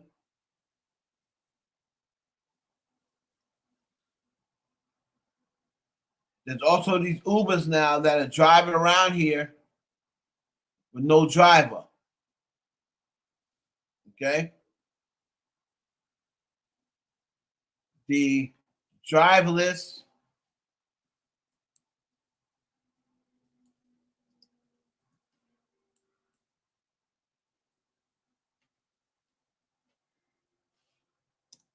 if you happen to see these cars, do not get in them.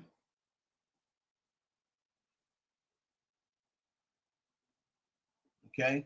The driverless Uber rides are available through partnership with autonomous vehicle companies like Waymo, operating currently in select cities such as Austin, Dallas, and Atlanta. How it works: open the Uber app and check your settings under autonomous vehicles to join the interest list or request a ride. Now, I believe it was last month, right?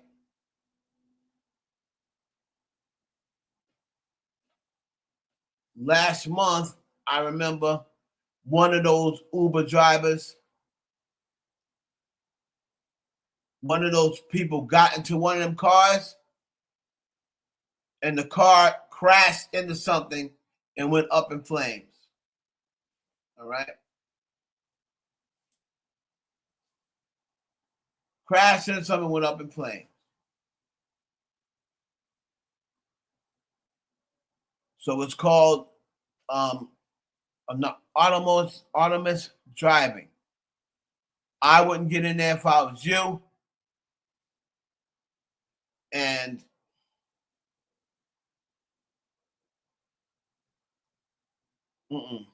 I'm not doing that stuff. So don't try to be cute. Stay out of them cars. Them driverless cars, man. It's not cute. Because they don't know how to figure out a roundabout. You'll know how you know how roundabouts go. You go like around the circle and then car figures out, well, these Uberless drivers, they can't, a lot of times the cars can't figure out roundabouts. And you'll be going round in circles for an hour. Right? So y'all make sure you'll join me in the chat for everybody that's coming and seeing the replay. I have a Cash App, guys. It's $ Heaven Hollywood. Please, people, donate to the Cash App, donate to the channel. All right. Other than that, I'll catch y'all tomorrow. I've been so tired lately. You know, my daughter's birthday is coming up and it's just so hectic. All right. There's been another installment of the Heaven Hollywood Experience. I'll check y'all out next time tomorrow.